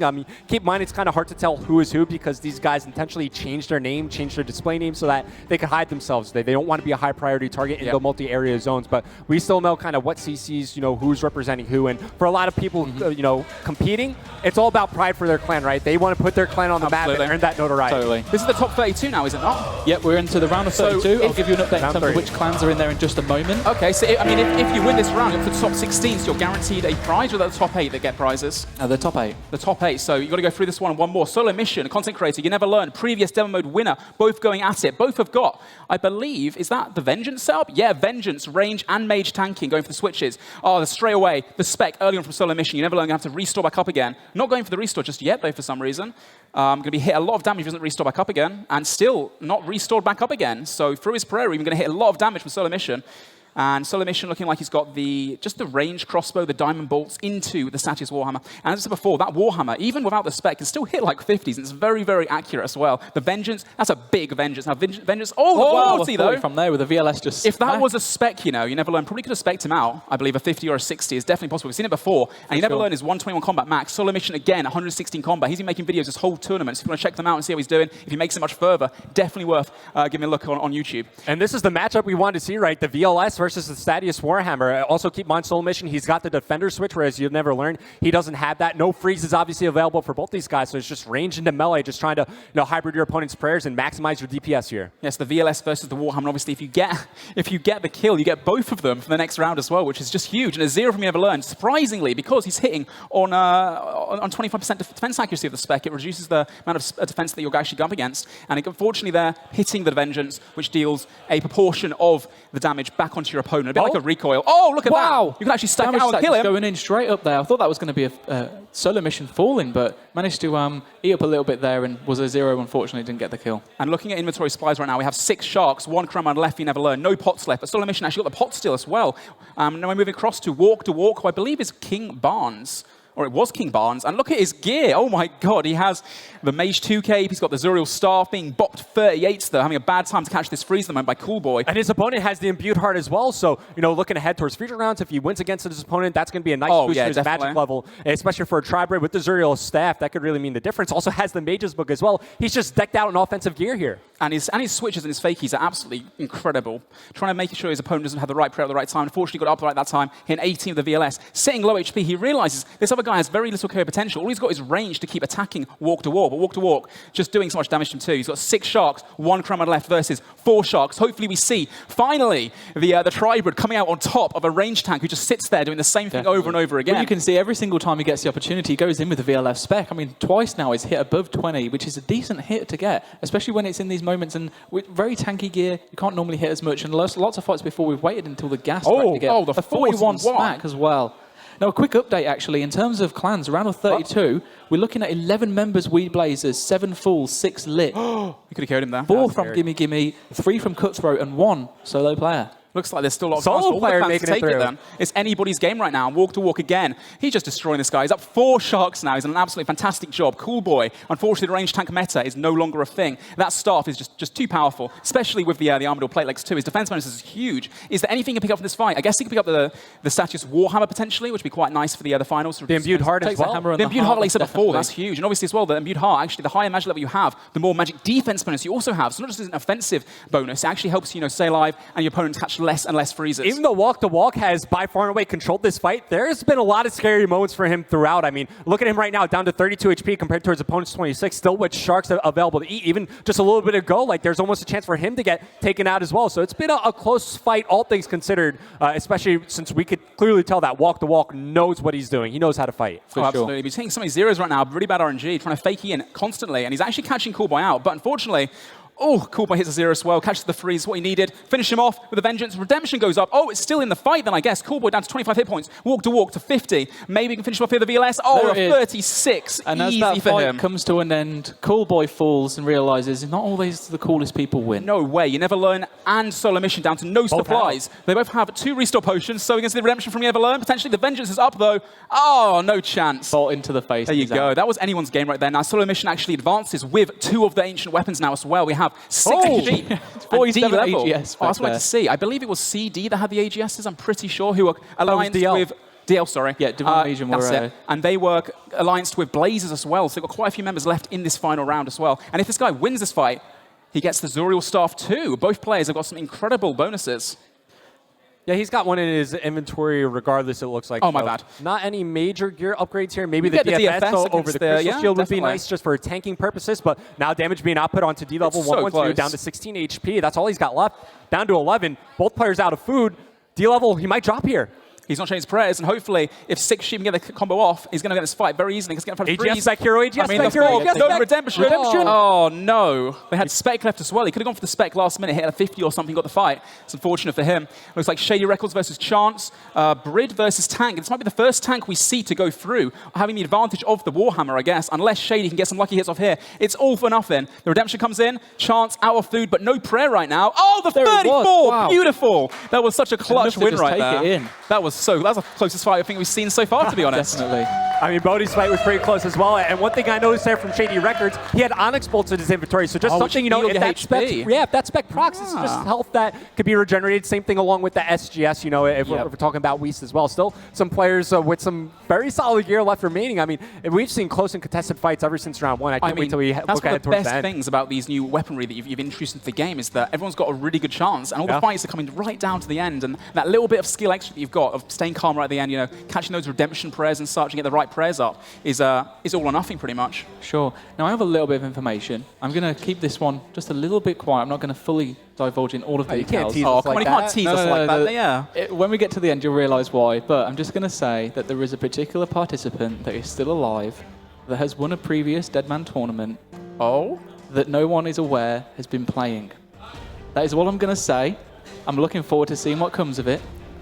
Hopefully, we can see them go through to the next round. And Can you tell us which Deadman they won? I'm not going to say anything. Aw, That's as come much as on. I'm saying. But anyways, that's something to look forward to. Of course, the AGS is still in play. I know we put a lot of emphasis on the PvP weapons, but the AGS could come out and deal some high damage as well. Yeah, let's compare them. So the VLS, I believe, is very similar accuracy to the AGS, but it's one-handed, so you get the defender as well on top. Plus, it's 5-tick, not 6-tick, so it's a little bit faster. But the AGS still has a higher max hit. It doesn't roll off lower defense, but it still has a boost to your accuracy and to your max hit. You can hit about 70-somethings with the AGS, so way more clear potential if you catch them on the wrong prayer. And we might see that coming to fruition later on as well. A little recap of all the fights. The solo mission, you never learn one. That was so close. Neck and neck. As all the fights have been, actually. 6 Sheep versus D-Level. Could have been anyone's game. And now 6 Sheep going forward with the AGS2 upgrade. Although he probably doesn't want it with the VLS. If he wants it, it's there. Of course, you already mentioned he has the Warhammer to fall back on. So still solid spec weapons available. But I think for the most part, all eyes are now on Walk the Walk. I mean, he's got the Magic Book. Bonds, man. He's got the Mage's Book. He's got the Imbued Heart now. He's got everything you want as a Tribe. He's representing Tartar, who are very familiar with the icon again.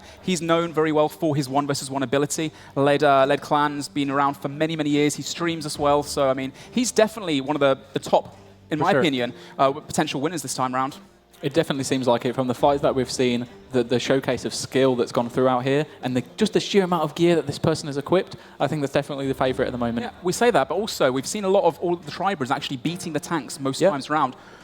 However, he narrowly beat his tank, and somewhere out there, someone has full Armadillo, which has incredibly high mage defense bonuses. He's going to have a really tough time, even with the zero staff, 10% extra catch freezes. If he can't catch that freeze, get some bad RNG, he might be falling. And because he's using the Mage's Book with a Defender swap, like that's a shield that you don't have for tanking ability, which is something that come into effect and taken away from his last fight. Like he had a lot of close calls where he was just sitting on low HP, and there are certainly opportunities for his opponent to turn things around. Maybe a quick spec could have shut him down. The thing is, he's died a few times. He's planked a couple of times up in Deep Wilderness for a few arcanes here and there. He likes to risk it. He likes to have fun, as we all do. But obviously, right now, if you make that mistake, especially versus the AGS or the VLS, like we said earlier, even with cost you 20 grand. Even with Prey Melee up, you can still get hit 30s and 40s through Prey Melee. And if that happens when he's sitting on low HP, thinking he's safe, it can just all be over him just like that. I mean, one of the things as well, in fact, never mind, we're going to go straight into the next fight. I was going to ramble on as I always do, but I want to see some action, so let's get straight into the next round, the round of 16. So we're currently playing for a chance to top 8. So whoever wins this fight, you guarantee yourself some kind of prize. We have 94 Mage versus Smurflife, and Smurflife looking like an absolute beast right now. He has the, Armadillo chain skirt? Oh my god, he's stacked to crazy. 94 Mage isn't going to have a very easy time fighting this guy. He's a range and melee tank. We saw what happened to the previous range and melee tanks, let alone being up against the Vestas, being up against the chain skirt as well. I believe this fight probably going to Smurf, even though he's only level 106 combat. He's made it this far, much lower level, but with insane gear, just going for the range and the mage combos with the 6 only. Damn, if that was only a 40 plus, I mean, but this extra 5 damage, I believe he used the Javelin spec. It's still free damage under your opponent, and 90 for Mage, he's got the Warhammer, he's got the VLS, he even has Javelins as well, so he has a lot of tools to output some damage here, but because Smurf has, freezes, he's got the Zuriel Staff, he can keep his opponent I have to interrupt here, I've been given permission to reveal full details. Smurf for life is actually manked up Mage. He's come back. You know that guy, don't you? He's got a few all-season playing this tournament, and I believe he's decided to keep playing despite his disqualification. Anyone that hasn't been keeping up, unfortunately, Mank did get disqualified earlier on this tournament during the week leading up to the Permadeath stage, but he did have a second account.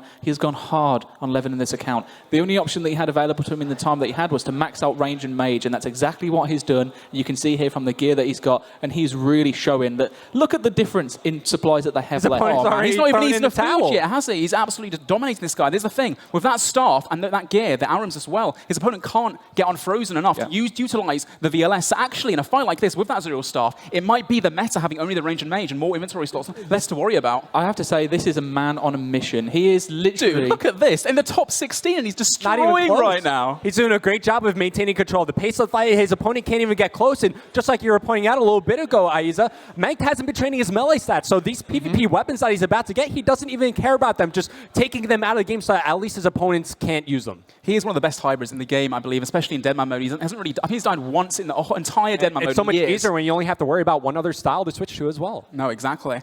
And again, the fakies here, putting on the tank gear in between every single barrage to make his opponent seem like he's going to use range instead. And those prayers, again, just flicking them at the perfect times. He knows exactly what he's doing. If he can catch a freeze now, it's all over for Nightfall. I mean, to be fair, it's all over already. The guy's got one Shark, one Brudos left. What is Mank going to gain from this fight? I believe he's got literally everything best install. Oh, the Verax Helm upgrade, which has a little bit of stats, less mage negative attack bonuses as well, which is quite useful for his gear setup that he's got. And the VLS, I suppose, he's probably just going to leave on the floor because he's not an opponent to get it and decrease the chances of his own teammates to get through if he does end up falling in the top 8. But right now, it looks like that's all she wrote. I think he's going to win this fight, despite the 31s. A little bit too little, too late. And Manx goes through to the top 8, I believe. So with a lot of supplies remaining as well, he completely dominated this fight from start to finish. 94 mage, your tournament run is over. Congratulations to Manx. He advances over towards the top 8, but we still have a lot of fights going down here still in the round of 16. The walk still alive here. He's one of the main tribirds that we're looking for remaining, and his opponent has an ACB, so if Barnes wins this fight, he'll have a range upgrade to look forward to. And that is a big upgrade as well for him from that rune crossbow to the ACB. It's going to be a lot more damage output, especially so important when he's using the hybrid as well. And he's getting the prayer overheads perfect there. Got the prayer melee up right in the nick of time. He's going to get hit a 10 by the VLS spec, which is really, really awesome. He's got 3 sharks compared to 4 sharks, so a little bit low on food. But if he can get those freezes, unfortunately, though, the mithril seeds, the guy's able to step underneath. You see that spec? Wise Devil has Opal Dragon Bolts here. You saw the spec go off on Walk to Walk. Somebody's been sitting at Vorkath for a little bit, getting those Dragon Bolts in play here. Too, as now Barnes is relying on Blood Barrage to try to heal here, trying to connect there. VLS there, hitting 18 through prayer. Not bad there for Wise Devil, but both players now severely low on supplies. 1 shark here for Wise Devil, and 1 shark as well for Barnes. So it's going to come down to the wire. Oh, the very 47. That might be the difference maker. I was at 4. Oh, he could have killed him there, actually. It was a K opportunity on like 30 HP. Even without the spec, he can still hit 50s and such. So trying to utilize as much as you can those fakies. And right now, Barnes, keeping it as best he can. He's got 1 shark left compared to Wise Devil 0. He just got a spec to use. You see him trying to charge up that VLS 30%. and wait. Once he gets unfrozen, he's going to unload. Definitely. As soon as he's unfrozen. Although 26 off the Blood Barrage, 2 Wise Devil. Oh my God, no way! That was 26-35. A fool's winner there. So that was Fools v Rads, actually. So I believe Barnes is alongside the Gimme Gimme Alliance at the moment. Tartar he's representing. Yeah, so Wise from Fools has just managed to take that out. Lovely little message from him. Thank you very much. Now we have Walk Away versus Venus Larger. Nice try, buddy. You almost got us. You almost got us. And it looks like we're out of food, but unfortunately for Walk Away, he's got the freeze. Oh, gets hit at 20-0. The second one. Oh, wrong prayer up. Is he going to panic and fall right now? Through the prayer. Maybe call the freeze. Get his range prayer up quickly. 0. Spec versus hit. He's got the right prayer up. He's put prayer range up right now. Come on, baby. Zeros. Catch the freeze, baby. What's he doing? That's the wrong one. I think he panicked a little bit at the end there. Almost taken on a level 121 as well. He should have had that fight. That was unfortunate there. I mean, just throw up prey range. Maybe you could tank for at least 1 more hit. But there you have it. It looks like we've secured moving into the round of 8. Still players to look forward to. I can't believe Barnes dropped right there, but Wise Devil now, the triberd that I have my eyes on. And like we said before, the clan that we couldn't talk about, the Fools members, and one of them goes through to the top 8 to take on a really prolific DMM player as well, showing that Fools aren't only one of the best multi-clans, but they've got some really talented single PKs as well. And as I said before, manked up Mage, the guy that we didn't think we'd see here today at all, and he's into the top 8 as well, representing Blazers. He was a bit upset by the disqualification, as is understandable, but took it on the chin. A day later decided, you know what, let's keep smashing it out. And his clan gave him all the supplies to be able to just rush in a couple days to get to the stats where he's literally maxed for range and mage. Sure. And now he's showing that it was definitely worthwhile, and it was worthwhile his clan actually putting those resources into him so that he can take it home for them. He could probably be the first person to go from hero to villain back to hero again. I can't wait. I hope he wins. I'm not going to lie. My money right now is definitely on Mank to go all the way. Okay. I mean, at the end even though he can't use any melee and he doesn't have those PvP weapons to help out. Looking at his last fight, I really don't think it matters. Okay. He was so his switches, and also not to mention as well the Zuriel staff he's got as well. We're going to check some replays out right now. 94 Mage versus Smurf, and again showing the power of the tribrid setup versus the tank. 94 Mage falling, giving his opponent didn't even have to sip a brew. That was Manx that beat him just so easily. And Walk to Walk versus Wise Devil, that was a really close one. The Tartar versus the Fools, quite a lot of drama there. Unfortunately for Barnes, he managed to fall. And here we go again. Walk Away should have won this fight. I don't know how we. Well, I think we all know. We're about to see how he didn't pray range. He didn't pray range. Like, you panic at the end, and that comes down to experience, really. The more PK you've had, and the calmer you can remain. The thing is, he even caught the freeze on his opponent. Like in that situation, you catch a freeze, you immediately want to DD under your opponent, right? And then you're trying to blood barrage after that, to trying to heal or catch his prayer off guard. I can imagine your heart just beating constantly. Must be so scary. When you're there in the moment, sweaty palms, the last thing that you're thinking of is potentially standing under your opponent, but. Here we go. We've got Manked versus Wise Devil. Oh, Wise wow. Devil narrowly beating his opponent last time. Level 122 combat. Now, he's got the VLS as well, Wise Devil, so Mank needs to catch that freeze early on, which he gets as well. Now, it's all about faking in his prayers and outplaying Wise. Unfortunately, missing one there, but only getting hit a 10. Now, it's really anybody's game. Hopefully Smurf can, or rather Manx, can keep his distance right now, and it's all about that distance. Also about the VLS, getting the prayer up at the right time, because if that VLS hits you a 50 or a 60, you're down 3 sharks, having to panic eat constantly, and during that time as well, the other opponent can get the upper hand. It's like a snowball effect. When you start to fall behind, it's very difficult to catch up and bring it back again. Now, he does obviously have the Armadillo chain skirt, but Wise is out there with the Armadillo crossbow, so his potential damage output is that little bit higher. Oh, definitely. The Armadillo crossbow compared to the Rune crossbow is huge. Not to mention as well that Wise Devil does have that imbued heart, which gives you a huge defense bonus. Luckily for Manx, hitting a 0 to the VLS. Could have been a 50 right there, so very lucky there. And Open Bolt's hitting through the prayer, hitting a 10. Ooh. And a 29 on Robes. He's got to stick in his tank gear as much as he possibly can, catch those freezes early on. But actually, Manx is dominating this fight. Just look at the food differences, and he's got 5 sharks extra, I believe, or a couple ground ones too. It's if you watch him, he's literally getting into the right gear and every single attack, getting the right prayer switches. I think he's made like 1 or 2 mistakes this entire fight so far, and it's really showing because it's really paying off. You can see how much he's got left in comparison, as you say, Ian. Well, he's been here before. He's got the experience, and despite that VLSing at 29, Mank is still up a lot of supplies right now. But the 35-2, this is the snowball effect I was talking about. Luckily, Mank catches that clutch freeze as Wise Devil goes to the VLS. That was so crucial right there to keep outputting damage. And again, faking his mage, put the frame range up, boom, he hits, Blood Barrage, getting the HP back as well. Manx is doing a fantastic job right now of parrying his opponent, faking out his hits, and catching every single prayer on point. Yeah, he's locked in. His clicks are on point, out DPSing his opponent for the time being, despite not having a melee switcher trying to aid him there. The VLS hits a 10 through prayer. Now Mank, his main focus now, trying to freeze his opponent, limit that melee damage. Maybe wants to switch range here as his opponent currently praying mage. Good fakey out there, back onto mage. Unfortunately, he splashes there, but still Mank, he's doing a great job. He's hanging in the fight, still has a full brew left as well. He also has 60%, 70% spec, and Wise Devil has 62. That's 1 spec for Mank. He's got to get it on Prey Mage. There it was, a 0. Unfortunately, I believe it was the spec that hit as well. That could have been huge. And Wise Devil has actually brought this back really well. He's done a really good job of like staying in this, considering how lucky Mank has got with all of his freezes so far. So it's only been it's basically range mage v range mage, which is exactly what Mank wants. But Wise Devil still has 70% spec left. Which he gets unfrozen, he's just going to go right for the VLS. And that translates to 3 special attacks, which do roll off, like we said before, 25% of your opponent's defense level, so they're going to be incredibly accurate. They can output a lot of damage as well. Now, Mank on the back burner, just eating shark after shark right now. The 28 on the right prayer now. He's starting to panic a little bit. He's catches freeze desperately. The wrong prayer again. Wise of the ACB hitting a 0, unfortunately. The spec, Roy, free. Let's go for him. He's come back like 6 food down, I think, and actually completely turn this fight around. And just the onslaught of hits right now, that VLS has been just exceptional. I believe Mank's got to pull off a miracle here. Getting a 30. Can't go words. This is ridiculous. Wise Devil again with the barrage. He's destroying it with the wrong prayer up. I think Manx is out of food. That was ridiculous. He's got 4 sharks left, Wise Devil. Looks like Manx has to pull off a miracle to actually bring this back, like I said before, but I don't think he's capable of doing it as good as Manx is. Blood Barrage and Desperation just trying to heal. Any little bit of hit points to try to stay alive is Manked. Even the Heart Prayer being thrown up, but still Wise Devil lots of sharks left, and there's the KO to secure it. Another Fools member going through. Again, he was from last time. Proving again that Fools have got some really talented 1v1ers. We have Gazing. The Bogey Killer's still alive. Oh, that was Gazing from earlier. Yeah, and he's down to 1 shark versus 2 sharks and 1 Karamwan. Now, both of these guys... Gazing's actually bridding, and unfortunately for him, he's actually down food to the range. They're both bridding. The VLS as well, and the staff fall loose, so Gazing needs to do something really special here to try and catch back. But down to 1 shark each on 60 HP, looking at spec as well. One's got 25, one's got 20, so that's 2 spec each, potentially, with the VLS. And keep in mind, Azu, he's poisoned right now. Gazing Reaper, because he's got the combo runes in his inventory, he could use that smoke barrage, and with the Zuriel staff, now it hits 8 now, doesn't it? So that's especially when that fog starts coming in that consistent damage. We've seen how close these fights can get. That's going to make all of the difference. Since you guys are meanies and giving them regular super swords over Sandfuse, these guys can't recover from that poison. Well, down to 0 food now. Lou, he's caught that freeze, trying to get underneath, trying to do his best he can to come back. The 31, that's a great comeback. Now Gazing has got his special attack out. And there it is. I did say the special attack. He was waiting for it. It wasn't actually a special attack, I think, either. Just a 30 bop to the head. Literally just bopped him in the head. Off he does. At 45. Those weapons are incredibly accurate. And if you get into close range like that, you've got to prioritize making sure you put that prey melee on to minimize the damage possible. Now, as mentioned before, all the players that have made it through have got themselves a guaranteed prize in the top 8. Do you want to talk about that a little bit?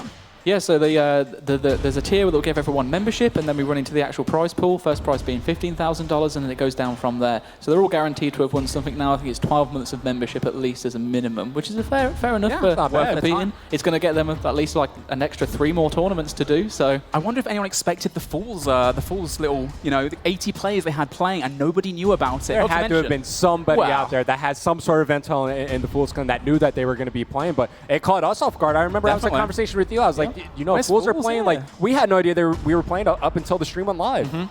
I think they can go all the way now, like proving his worth, beating Manx, obviously one of the best DMM players, like I said before, in the entire game. That's where money's on right now. I think Fools going to take it all the way and take their second Deadman mode win. Yeah, we got to give a lot of credit to Mank as well. Despite the, the DQ, he wasn't able to play on, the account he wanted to play on. With Magic and range, the only combat styles available to him, he still makes it pretty damn far. And like that fight at the start looked very much in the favor of Mank as well. Wise, I think we just have to give a little bit of credit to. He did a fantastic job of pulling it back, not panicking in the moments that he was frozen, not being able to use that melee. But obviously he is the higher level player in terms of combat. Had that little bit of an upper hand in terms of the ranged attack bonus, and I think that's just what helped him pull through in there. I thought he was going to come back. I thought he was going to come back, but gazing, showing that you just can't just be Boaty. He's going to be each person. Further and further. And you can't kill Bodhi and then just die in the following round. Now you got to win the entire thing. Have we got any other players that we are spotlighting that have gone through, that have made it to the top 8? Who do we have in the final so far? It'd be great to have some clarification on which clans are left. So in the last 4, we have Gazing, who's from Fools, Jelcure, who's from Weed Blazers, Wise Devil is also from Fools, and then CP Bolt is from CT, Cutthroat. So we have 2 Fools members, 1 Weed Blazer, and 1 Cutthroat member in the final 4. Wow. If the Fools members don't match up against one another here, then there's a chance that we could have a Fools v Fools final. Potentially, that would be interesting. What do you think? What do you think they do? Just like the person that's the better hybrid, the more trusted player to take the mind and split it between their clan? Out. I mean, for a lot of these guys, they want the notoriety for their clan. That's already been achieved. Sure. Now it's about just in the inner workings of the clan. Who is the best hybrid? Yeah, definitely. Now, one thing that is important to highlight here is that we have these little mini pause moments in between rounds. What we're actually doing is we have the anti-cheating team alongside with us, and what they're going to be doing throughout the entire, and they have been doing up to this point, they'll carry on doing it too, is just making sure that all of these players have got to where they have got legit and fairly. If we do think or suspect there's been any cheating or any kind of like foul play involved, then that's going to be investigated further, and there might be potential disqualifications during this lead up.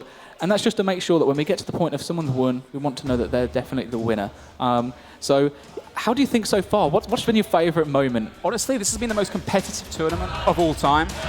Right now, we have players who seem to think to be into the 1 versus 1s, let alone get this far. Every clan had people in here, and now it's just a battle of the 1v1s. Who is the best hybrid? Which clan is going to take it? Here we go, we're about to find out. Straight off the bat, Jelka versus Gazing, getting the VLS spec in with the 23. Worthwhile stacking up the damage early on. The 30 barrage, 2 on the DD. Gazing showing his worth right now. Not just able to beat Boaty, like we said before. Getting the Prey on Prey melee too, predicting that from Jelka. He's doing a fantastic job right now. And if he keeps this pressure, he's going to go a long way. Okay, still early on in the fight, of course, but Gazing Reaper, he's controlling the pace a bit earlier on. You see going on just to the east of them, Wise Devil versus P-Bolt. You see the full Armadillo there as well with the Fire Cape. As just like Aiza was mentioning, we're going to have this semifinal fight go down, and then we'll begin the other one. No, absolutely. And Jelka again trying to get another spec. He's out of spec right now. And Gazing actually to using free sharks.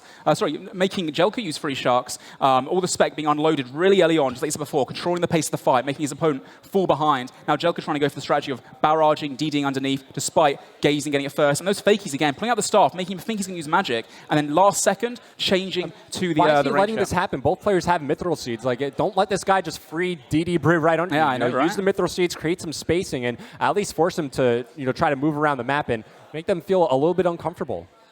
Right now, gear disparity as well. By the looks of things, Jelka has got a slight advantage with the ACB outputting more damage there, but Gazing showing that he is the better player and catching a lot more freezes, although double-clicking his prayers there, taking 2 hits on the wrong prayer, 13-0, luckily for him. Gazing still trying to catch that freeze now, putting down the Mithril Seeds. It's definitely just hurt us in real time, even though we got a delay, but... So we're looking at Fools v Weed Blazers, obviously, here. You'll notice, well, those of you might have noticed that Gazing had a slight name change. We just swapped an A for an E. A little bit easier for us to read off and pronounce there. This fight, though, so it's definitely in favour of Gazing. Jelcure is really trying his hardest to keep it back, but I think it's just going to be... it looks very one-sided at the moment. And Gazing is with who again? Fools. Yeah, Gazing is with Fools. Jelcure is with Weed Blazers. Wow, so both very prolific 1v1ers. Obviously, some of their best members have been kitted up. Wow, 58 VLS. That's what we've been waiting to the for. heart. Now, at this point, I don't think Joker can really do much here, apart from VLS back. A 43, not bad to be fair, but down 5 sharks, it's going to be very difficult to come back. Looking at the supplies as well, they have restores there. They could use the Redemption Prayer if they could, but gazing, 4 sharks left. Joker on 50 hit points. Catching the freeze, though, getting underneath. The ACB, not catching the freeze, sorry. Gazing's unfrozen. Has managed to bring it back enough here a little bit. We've got 1 shark, 2 ground bands against 3 sharks. It's not actually that one-sided anymore. I mean, right now, it's anybody's game. It's just keeping calm. They both know they're down to low supplies. And if you just keep cool and you change your prayers at the right times, you can definitely get further. Keep note, both of them about to get another VLS back at 15%. Yeah, 25%. Gazing Reaper, he's going to have it first. So as soon as he gets unfrozen, you know that he wants to swap over that VLS. Here comes Jelka trying to get a hit in, but Reaper there with the prayer switch. There's the VLS back, only at 14, though. But now it's going to be Jelka's turn with the ACB, forces the range pray, goes for the VLS hit. Oh, wow. On the right Zero. and right before he swaps the robes as well. Well, right now, both down to 50 hit points. Barrage there, though, 70 HP versus 70. They're both down to no food, no supplies left. Jelka is unfrozen, so a slight advantage here. Hitting a 0, the VLS gazing. Unfortunately, hitting 0s. Again, just trying to catch the freeze right now is all he can really do. If gazing Staff Bash, he's starting to panic, you can tell. And the VLS hoping for those 50s. You can bop so much damage here. You can actually kill them from this HP pretty much, even with no spec left. And again, just waiting for those freezes, hoping they catch it first. It's a battle of RNG right now and focusing your opponent on the wrong prayers and going for those 1-6-2. Gazing with the stab, gets the premium up in time. Jelka trying to control this fight, getting the freeze. Oh, the fakie twice. Unfortunately, didn't make anything of it. Jelka using a really, really good tactic here of dropping Mithril Seeds underneath his opponent so he can't Mithril Seed himself out. So he's going to be constantly frozen in spot. He hasn't done it this time round because he's choosing to go in and out and obviously fakey his opponent and try and get those hits without him knowing which prayer he's using. Now it's going to be the tables have turned potentially. Gazing might actually have the upper hand on Jelka here, but he's actually used the Mithril Seed before he could get dropped off, so he's been able to get out of that spot. Going to carry on using them to try and carry up this damage. Spec's about to regenerate for both these players as well. Another VLS spec potentially. I feel like if you're a Jelker, when you have the ACB in your repertoire and your opponent you want to create space, right? You have that out DPS with the ACB, just major. And again, he's heard you, man. He's heard you. He's going for the barrages, stepping away, putting him on the tank. Oh, there it is. Playing really, really well there. Looks like Blazers go forward into the finals for one of the first times, I believe, apart from Manx obviously getting the win once. Believe so, yeah. But congratulations to them. They're a really strong 1v1 team. They tried many times making things to 1v1 stages, and always they get singled out because obviously they're known for their prolific 1v1 abilities. So now to get through into the 1v1, beating Fools, who they're actually friends with as well, must be such a sensational feeling. Okay, so that's one semi-final fight done and dusted. We know that one representative from We Blazers will be in the finals. Of course, that ACB really making the difference there. Yeah, I think the ACB with the Opal Bolts just out DPS in the rune crossbow so much. Really accurate as well. But even with the gear difference, though, that fight still came down to literally the last few moments, like the last little bits of HP. It just goes hit a little bit more with the VLS, get a 60 randomly, you can actually change the outcome completely. I just love the animation of the VLS back. It's just like a little poke, and all of a sudden you're down 60 HP. Well, here we go again. Wise Devil versus Sapibolt. I'm not going to pronounce that. We've got Fools v Cutthroat. This is going to be an interesting fight. Who's in who? I'm guessing Cutthroat is SC. Well, Wise Devil's Fool, so Piebolt is... Exactly, you got it so, there, like we said before, SC actually has the full Armadillo, which has incredibly high mage defense bonuses, going for the tank, going for the vengeance. Interesting strategy. In the past, we've not seen it actually be utilized and be worthwhile, but this time round, he's got much better gear than the other range tanks, and he's off to a great start right now. Wise Devil needs to catch those freezes and utilize his magic. And the ACB in the 41 from the VLS. Oh my gosh. In Armadillo 2 has negative bonuses actually for the melee style. So interestingly, actually hit a 41 regardless of that, because obviously the VLS hits through really low defense, bases off from 25% of your opponent's defense level. And right now, Wise Devil needs to do something special to come back, but a great fakie there, the melee 30. Can he catch the freeze? Wow, beautiful. Unfortunately for him, though, the vengeance coming to fruition there as well, doing a little bit of damage, just whittling away a little bit too. And Wise Devil, he's still taking a lot of damage here. Piebolt with another VLS hit. 34 there. Wise Devil, his supplies are falling low. He could have killed him there. Yeah, he could have died right there. Potential on 30 HP. Drops over to range. Both players now starting to drop low. Wise Devil, he's down to his final 3 sharks. Oh, Red, look at Piebolt. Piebolt nearly got a full inventory. I think even if Wise Devil does really, really well here, he's got food on the floor. He left a bunch of sharks on the floor, I believe. Because he didn't Maybe have the from space. the previous fight? You know, he didn't have the space in his inventory to grab all the sharks potentially, so he's still got them on the floor, so he can pick them up whenever he wants to utilize them. Yeah, so the important part is that the food that goes into your inventory can only go into your free space. Into your free space, So if he's got too many gear switches, which you can see here with the Imbued Heart, with the Carol's Top, the 2 melee swaps as well, with obviously the sword and the defender, he's going to want to drop a few of those to make sure he's got enough space for food. So despite that, though, SC Peeble, he's still doing really, really well. I think he's still winning this fight. Just going for the fakies, the one ticking from the range, from the melee. It's not a hard switch to pull off, and it's incredibly powerful too. If you hit those 40s on the right prayer, it's beautiful. The Wise Devil doing a really good job of actually staying in this fight and not panicking too much. The Vengeance is coming in as well now.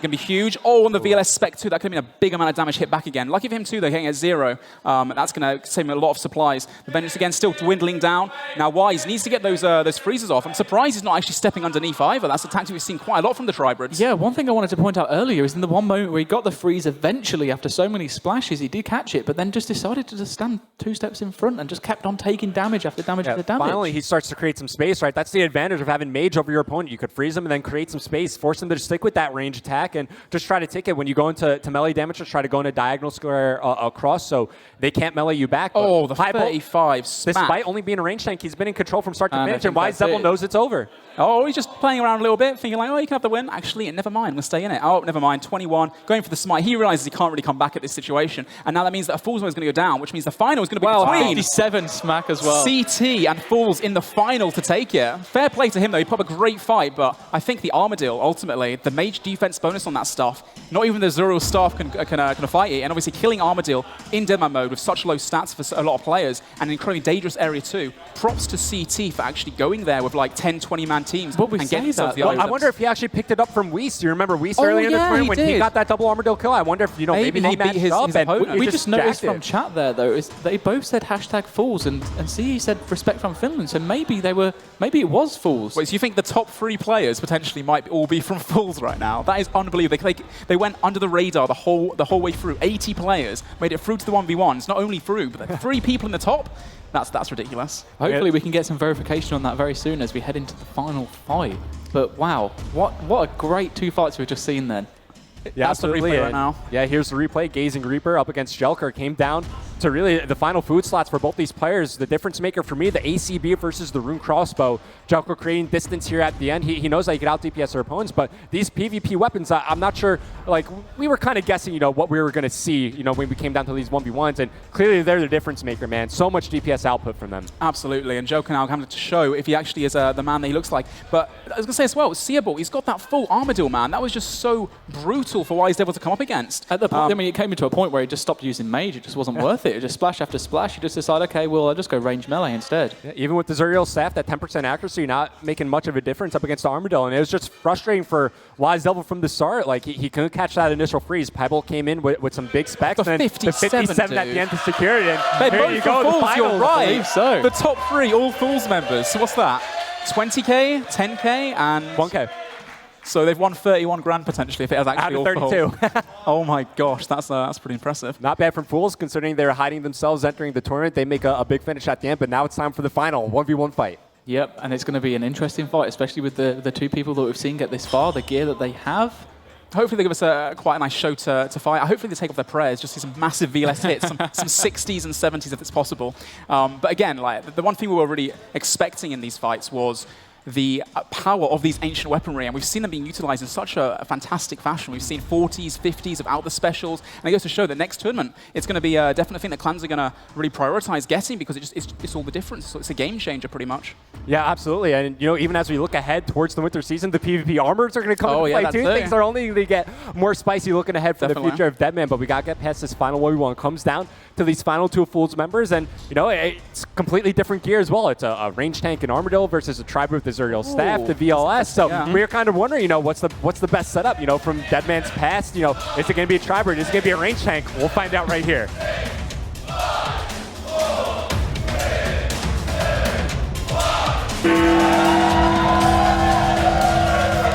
Straight into it, straight into the action, catching a freeze straight off as well. Oh my Perfect. wow. And the 42 VLS spec, that's 2 great hits. Oh, off parade, double clicks prayers, they're taking this promo for a second. Unfortunately, the 0 though. Jelda trying to catch a freeze at the moment, and he caught it. Now, CPable just going to sit there and just kind of bolt as much as he possibly can, but the 26 through the prayer again. The accuracy of that VLS coming to fruition, it's so powerful right now. Not taking his shield off for the tank switch, no point. Jelka right now just doing absolute work. He's catching another freeze now and hopefully minimizes DPS because the Vengeance is up right now. If he hits that Vengeance big, he's going to deal a lot more damage back again. He's got the Ring of Suffering too. We see the recoil effect coming into fruition as well, which is really useful. Can he catch the freeze though? Is he going to stay? And could be KO there? Oh, Prey melee up right in the nick of time. He's got to feel so scared whenever he switches to ropes, right? Just mitigating his melee defensive. bonuses as Piebolt says, now it's my turn. He unleashes some VLS damage onto his opponent, trying to take control of the tempo of the fight. Just take a look at the supplies remaining for each player. Piebolt, of course, with lots of food remaining. Maybe there's some on the floor for Jelker as he's down to just a couple of sharks and one Karen Bond. Right there, the Vengeance again, getting a 30 back at him, plus a combo with a 30 VLS. CB or Vengeance doing absolute work right now, and he still has 20% spec versus 10%, so like I said before. If Joe gets that spec, he's got a bit more KO potential, and I think if he wants to really, completely win this fight, he needs to really utilize that spec as much as possible. Yeah. So a quick update in terms of the players. It might actually be possible that Jelker isn't part of Fools and might actually be part of Weed Blazers, which would make sense as to why SC was part of Fools. Have to wait and see, though. Try and get full confirmation on that. Well, if so, then I guess it's the battle of the Titans right now. Both have got really powerful 1v1ers and both very formidable clans. They've known each other for many years now as well, many friends. Ian, Mary, and Wiggled, I'm sure the leaders of both are very close as well. Now, Jelga going for the freeze again. CB at Searbolt, seeing it's going to come up, but he actually get faked out, putting the wrong prey up. But fortunately for him, getting a 0. And again, just this Armadillo, 0 catch rate for Jelka right now, even with the right gear. Wow, that was a nice hit, though. But almost killed himself as well. He could have actually killed himself there. Wasn't even a spec as well. He still has a VLS spec to use. This Jelker on the Mage Free. He catches the freeze, swaps over to the VLS, back to Mage. Try to catch his opponent off guard. Can he hit with the spec? It's a 31, does use it there, as now both players with the same amount of special attack percentage remaining, but Jelker has no food left. And the Vengeance as well from C is going to slowly dwindle Jelker's supplies away, despite him not being hit, or whether he gets hit or not. He wants to go for the VLS combo for the KO, which is understandable right now. And there it is, the 0. So we see Jelker down to no supply, 75 hit points. Searbolt is about double the HP right now, including the food in his inventory. So it's a very clear advantage for him. Plus the Vengeance, like I said before, Jelker needs to catch that freeze or keep hitting him the right prayers and hope for some really good RNG. He's got a spec any second now, 10% more. When that goes up, that could be a KO potential, hitting 60s maximum. Thing is, every time Jelker switches over to Robes, Piebolt's right on him with the VLS, just trying to capitalize on the fact that he has less melee bonuses. But Jelker just got 25% spec. He just got 25% spec. There's still a chance for him. A big VLS hit could turn the tide here. Keep in mind as well that obviously the ACB does have a special attack on it, so you can one team if you wanted to, which will be which obviously his opponent won't be able to pray or predict coming either. Joker going for the spec, 36, not bad. They're down to no supplies each right now. It's really, really close, but obviously C does have that Vengeance. If it comes in any second now, there's only the 9. Joker's only just standing in there, but starting to panic a little bit. Got the Varrock Skull on, trying to catch freezes. Can he catch the freeze? He needs to catch it. There it is. He's got a slight chance now to come back. 60 hit points down. There's the Venge, but he's still alive. That's all that matters right now. 28. Oh my god, he's doing really, really well to come back, like 70, 80 HP. Oh, this could be the biggest turnaround I've ever seen. He has no spec left for either player, and there it is. Oh no! 33, so close. My gosh. Again, like I said before, the Armadillo. Fantastic ending to him. Guys, we have a winner. Searbolt has just won for Fools. That is Fools. Is that their 3rd victory now, I believe? Might be. They might be in and around the 100K region. Congratulations to Fools. Finland coming so strong, representing in Deadman here. What a final that was. Incredible. Honestly, I'm just taken for words. That few moments just took my breath away. I thought that was going to be the biggest turnaround of the century. It was the biggest turnaround. He was down like 4 food and came back. Just unfortunate as he stepped out, he used Protect from melee, thinking he was going to get the VLS spec out, but unfortunately, actually got ranged bolted to the eyeballs. And again, 33 the power of the ACB, man, it's so accurate compared to the ring crossbow. Yeah, well, I mean, we saw ACB, we saw Armadillo chain skirt and bottoms as well. Rope top, chain top. You know what I mean. But the gear was just too good. It meant that the mage attacks just weren't strong enough. You couldn't get through enough into the freezes, and unfortunately, it just wasn't enough in the end for him to pull it back. 11 HP winds up being the difference between both players in the end. And I think we could all say the PvP weapons being added to DMM, great change to the game mode, provided for a lot of insane moments, lots of big hits, lots of close fights throughout each and every round. This is one of my favorite Deadman so far. Without a doubt. And we always watch these things back, and I'm sure the players that are competing in the finals always watch these fights back to watch where they've messed up, what they've been doing wrong. When you were watching that final, was there anything that was standing out? Thank you. Was there anything standing? How many have you got on your head? What are you doing? Look how many there are. To answer your question, Chris, I saw a lot of players with some sneaky tricks, in their bag. One using the combo runes to try to get the smoke barrage onto their opponent, trying to increase that poison damage. Also trying to use the mithril seeds, planting them under your opponent so that they can't use them back. Players, they're just getting more creative each and every mode and just trying to figure out what slight advantage they could get to, increase their percentages in their fights. And for me, it was a toss-up between the Fools out of nowhere. We didn't even know they were in the tournament until today when you guys got the statistics up and checked out who was actually playing. That was awesome to see, for them to actually take the win as well. That's amazing. Also, Manked Up Mage, despite being disqualified, props to him for getting back into it, jumping into the 1 versus 1s and getting really far too. Almost taking it. Yep. We really had excellent representation from all the content creators this time competing in Deadman. They all seemed to do just so well. These guys put themselves at a disadvantage by streaming the game mode for the tournament. Easily stream sniped without a doubt. So much easier to go into this. Actually, something Manx did for the first time this time was kind of go undercover. With the name change, nobody had any idea what he was doing, and he went on to make such a great name for himself on his alt account nonetheless. So props to Manx. And again, this fight, the recap we're watching right now, Seabuilt, again, just showing like that ACB and Armadillo combo with the DFS, huge tank gear. Plus, I think the VLS is what really won it for him. If he didn't have that VLS, just, you know, range tanking with a whip as well, he would not have taken it through. But that armory, the weaponry from the Ancient is so good. The 11 HP. So close, It was man. one hit so away close. from pulling that back after being down 0 food for so long. Yeah. I remember messaging Fools quite some time ago, maybe 2-3 months ago. I remember messaging them, trying to get one of them to play on this stage. So I was in contact with the leader of Fools, and he was like, no, we're not really going to be playing this tournament. Actually, Lit are just too big. Because Lit have gone around, they've got the alliances from every other big clan. However many you can think of, really. Just so many people grouping together to take Fools and Rot out. And they were like, you know what, it's really just not worth our time. We might have a few people playing, nothing really too big. And then you go and see them representing the majority of the top even 50, playing so well, then going on to win it seemingly a little easily, actually. Yeah, they fooled you, they fooled us, and now they wind up walking away as the Autumn champions. What a crazy turnaround. Yeah, we actually have a little message that's came through from the winner. Interestingly enough, we have respect from Finland, #Fools baby. So bless there you them. go. That was nice and simple. yeah. Appreciate that. Straight to the point, doesn't beat around the bush. Oh, definitely. Congratulations to them, though, especially for keeping it quiet for so long. I don't know how they managed to do that. Like, I'm sure there were people that were aware, but not enough people by the sounds of it. Well, guys, I'm going to come back to you very shortly. We have a brand new season about to be underway if it's not already, so we'll get back to that in a second, but we really need to catch up with these players on stage. So I'm just going to grab my mic and head over to have a word with Skill Specs. So, Skill Specs, tell me about what happened to you in this Deadman tournament. RNG was not in my favor towards the end, but Yep. regardless, I made it into the 1v1s, and that's an accomplishment in itself. I think you proved something really impressive, actually. Your stats were not quite maxed, nothing too terribly impressive. You said yourself you were going up against a raid boss. What was your first thought when you saw your opponent? Oh no. He actually had everything I didn't want to see. But did pretty well. Towards the end, he had like no food either, so... Yeah, you did really well. Thank you. Well done. Chris. Are you Always looking? next time. Are you looking to go just as strong in the next season? I will try my best. Good luck. And that's the promise. All right. Well done, Skillsex. Thank you. Curtis, what happened? Oh, we were dominating the fight the entire time. Like I knew I was winning because at the start I was just catching so many barrages, hitting so much on him. Yep. At the start of the fight I was like, okay, this guy's got a whip, he's got a staff of the dead, that's pretty scary. But what spec weapon has he got? And he pulled out an AGS and I was like, well, I've got to watch out for those hits then. The entire fight I was just like, okay, I better save against this. And then he caught me out with just like a 36. I was 6 brews up, he was 0 food, and I just got caught out, so. Shame. Disappointed about that, but we'll watch out for next time. Just Okay. cook those brews the entire time. And next season, next tournament, same story? Yeah. Even better? I'm going to do the exact same tactic because it works every time for me.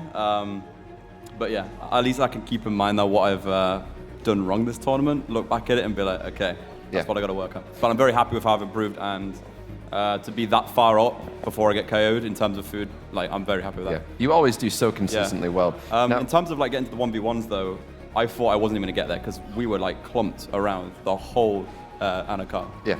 But managed to get into the 1v1s 3 times in a row, so I'm pretty happy with that. So as one of the more veteran Deadman players in the entire game mode, with all of the new players watching right now, hopping into the new season, can you give them a bit of advice? I would say if you're going to play the new season, keep in mind that there's PvP armors and weapons now. Those are going to be absolute bank. Do Wilderness Slayer, honestly. Really good for points. You get the emblems as well to sell. That's how I really build my account. Yeah. I start up with range. It's very easy. You can buy stuff from the range store now, like the Dog's Crossbow. Yep. Very easy to strain up and very easy to make money now. Okay. I recommend, honestly. Well, thank you, Curtis, and best of luck in the next season. Kemp Q, it's your first ever time playing on stage. What's the difference between playing at home? Well, I didn't have a lot of the stuff that I set up at home ready, so like I had to optimize my client. So I had to make sure that all the things that are enabled at home are different. But yeah, that's the main difference, I guess. And what was the experience like this time around? How'd you do? I did, I think, well for my first tournament. Okay. I didn't get quite into the 1v1s. I was pretty close, but my team in Anacarl, they did better than we did in Falador, and I was in Falador. Unfortunately, I got the half chance of hitting that, and we unfortunately perished there, or most of us did. A few of us actually made it in the 1v1s, but yeah. Any new plans to strategize for the next tournament? Yeah, absolutely. I'm gonna take what Curtis is doing. He had a really good, well thought out route, and I want to take some notes from that and try to get maxed, because I think my biggest problem was not being maxed and just having a stat deficit mostly. And are you streaming or making any videos for the next tournament next season? Absolutely. I'm going to be jumping right into the season and start streaming and making videos of that. Yep. Wonderful. Looking forward to it. Best of luck in the next season. Okay, guys. So, slippery. Listening back to the guys on stage, was there anything, any kind of pivot points in this tournament that you think they should have changed their strategy up a little bit, or? Yeah, I can give some advice. So Jay, I think, again, like you said before, really fantastic effort, mate. I'm really happy for you that you got to 1v1s, and I'm really proud of yourself for that as well. It's just unfortunate that, unfortunately, the brew to restore ratio wasn't perfect, so you ran out of restores right at the end there. But at the start of the fight, when I was watching it, you did really, really well. That guy definitely outstatted you, outgeared you, but you showed that, the true power of the Carol Darroch, which is something you're very confident with. Curtis as well, like his route, like you said before, he's perfected it over many tournaments now, and as a hybrid as well, I said this on Twitter before, he's improved time and time again. It's definitely noticeable. It's just a shame that he made a little misclick there and something a bit too low HP, but obviously, like I said before, he's taking his stride and improve next time. Martin, again, you did really, really fantastic job. Your first tournament as well, you played properly, went down the MM2 route. Not an easy one to go down. You died a few times there to different clans. Just unfortunate, like you said, that you had the bad flip of the coin, went to the Falador area rather than the Anacarl, but I think they should be proud of themselves, and I'm sure everyone at home is really proud of them as well. Without a doubt, and we so appreciate them coming to play on stage. Yeah. The next season, if you are a new player or maybe an experienced player, you're still looking to learn or just follow their progress, all three of these guys will be making content, so really looking forward to watching their streams.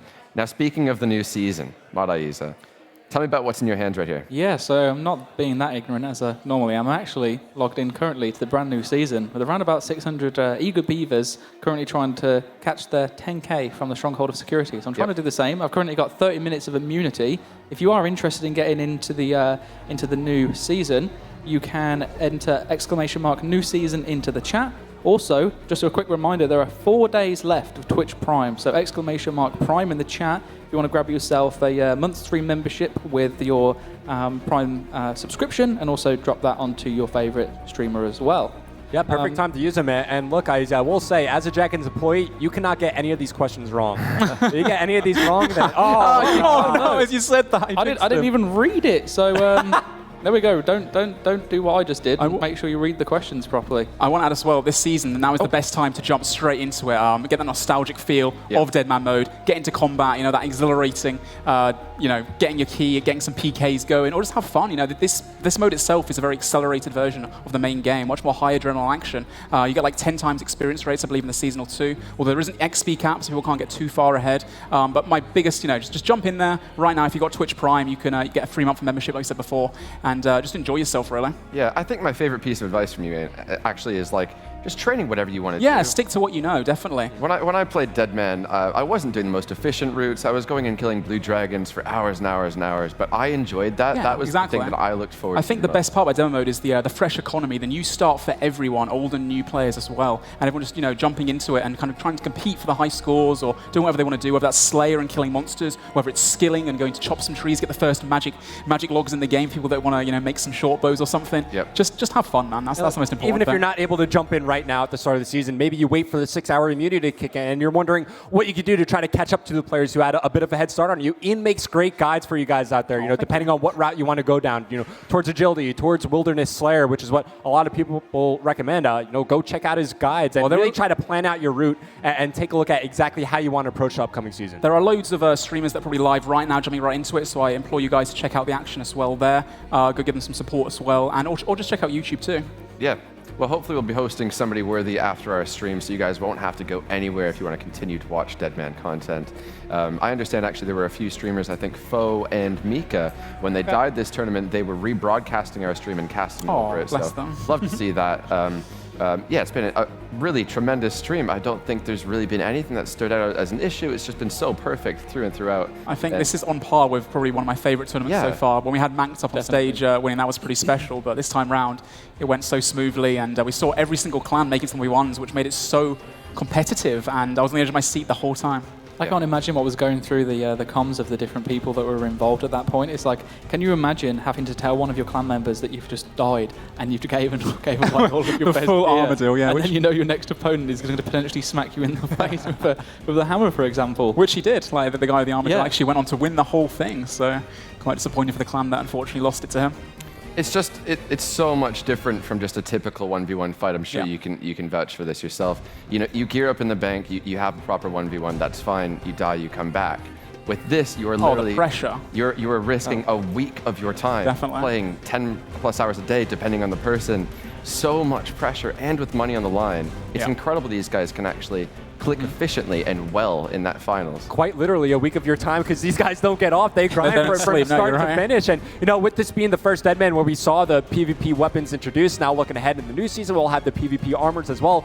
Players are now going to start to maximize, you know, find out the best kind of gear that they want to bring to the table when we come down to the 1v1 still. You know, are you going to bring Tribid? Now, the range tanks are going to get a bit of a buff. We know if they want to do like a Morgans into Vestas, things are going to get crazy. I think there's only a bright future here for Deadman. My biggest tip for anyone starting the season as well is in London right now where we're seeing at the tutors, the little trainers over here, you can talk to the melee tutor and you get yourself a starter pack which gives you a weapon, a bow, a staff as well, as you train mage too. So if you don't have any items, you don't know what you're doing really, just go talk to her, grab yourself some food as well from her, and go out to the world of RuneScape, to Gillinor, explore, kill some goblins or cows, whatever you want to do. She's like the grandma of Deadman mode, right? She'll make sure that you're taken care of, you're well fed, and you could get a good kickstart to the season. That is exactly what I'm doing, because I definitely did not just die in the stronghold of security because I did not eat. But yeah, we'll forget about that.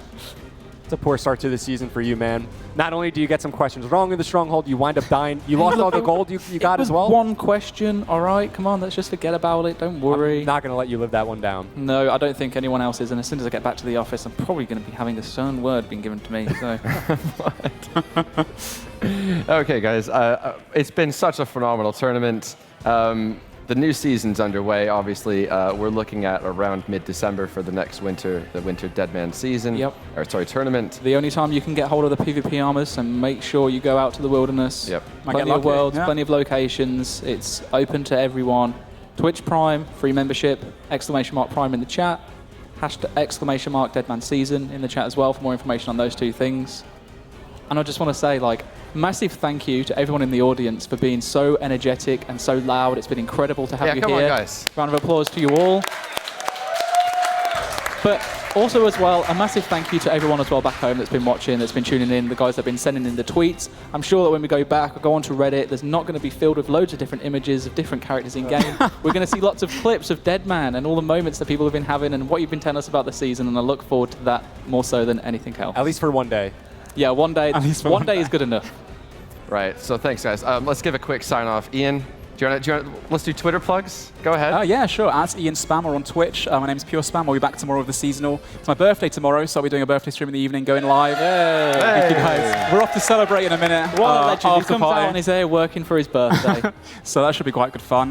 Yeah, thank you guys for having us as always, and thank you everyone for here, and all the staff at ESL too, and Jagex for inviting me out again. And everyone on the stage too. You guys did a fantastic job again, so thank you. Thank you, Chris. You're doing Twitter shout-outs? Hell yeah. Follow me on Twitter at RevinJB. Thanks for the follow-up. Thanks for having me out again. This is the second Deadman that I've casted. It's been an absolute blast. I think the PvP weapons really lived up to the hype that we were selling entering the stream. And just like I said earlier, I think the future is only bright for Deadman mode. I can't wait to see what the future has in store for us here. Thank you, Revin. Yeah, for myself, follow me at JagXIEZO. I'm getting very close to 10K followers now. It feels good. I'll follow 5 that unfollow IEZO on Twitter. But on a more serious note, it's been just over a year now. Last week just gone is a year at me being at Jagex. Congratulations. Thank you very much. I think this is my fourth time now casting Deadman. And I'm super humble and appreciate the moment and every opportunity that I get given. But at the end of the day, the only reason that I'm in the seat that I'm in now is because of you guys, the people that are playing Old School, the community that keeps it all together. You guys rock, so keep on being you. Well said. That was beautiful, man. I'm at JagXArchie. You don't need to follow me, but I'll be at the future Deadman tournament, so unlucky if you don't like it. Okay, thanks so much, guys. That's going to conclude our Deadman Autumn Finals. We look forward to seeing you at the Deadman Winter Finals in December.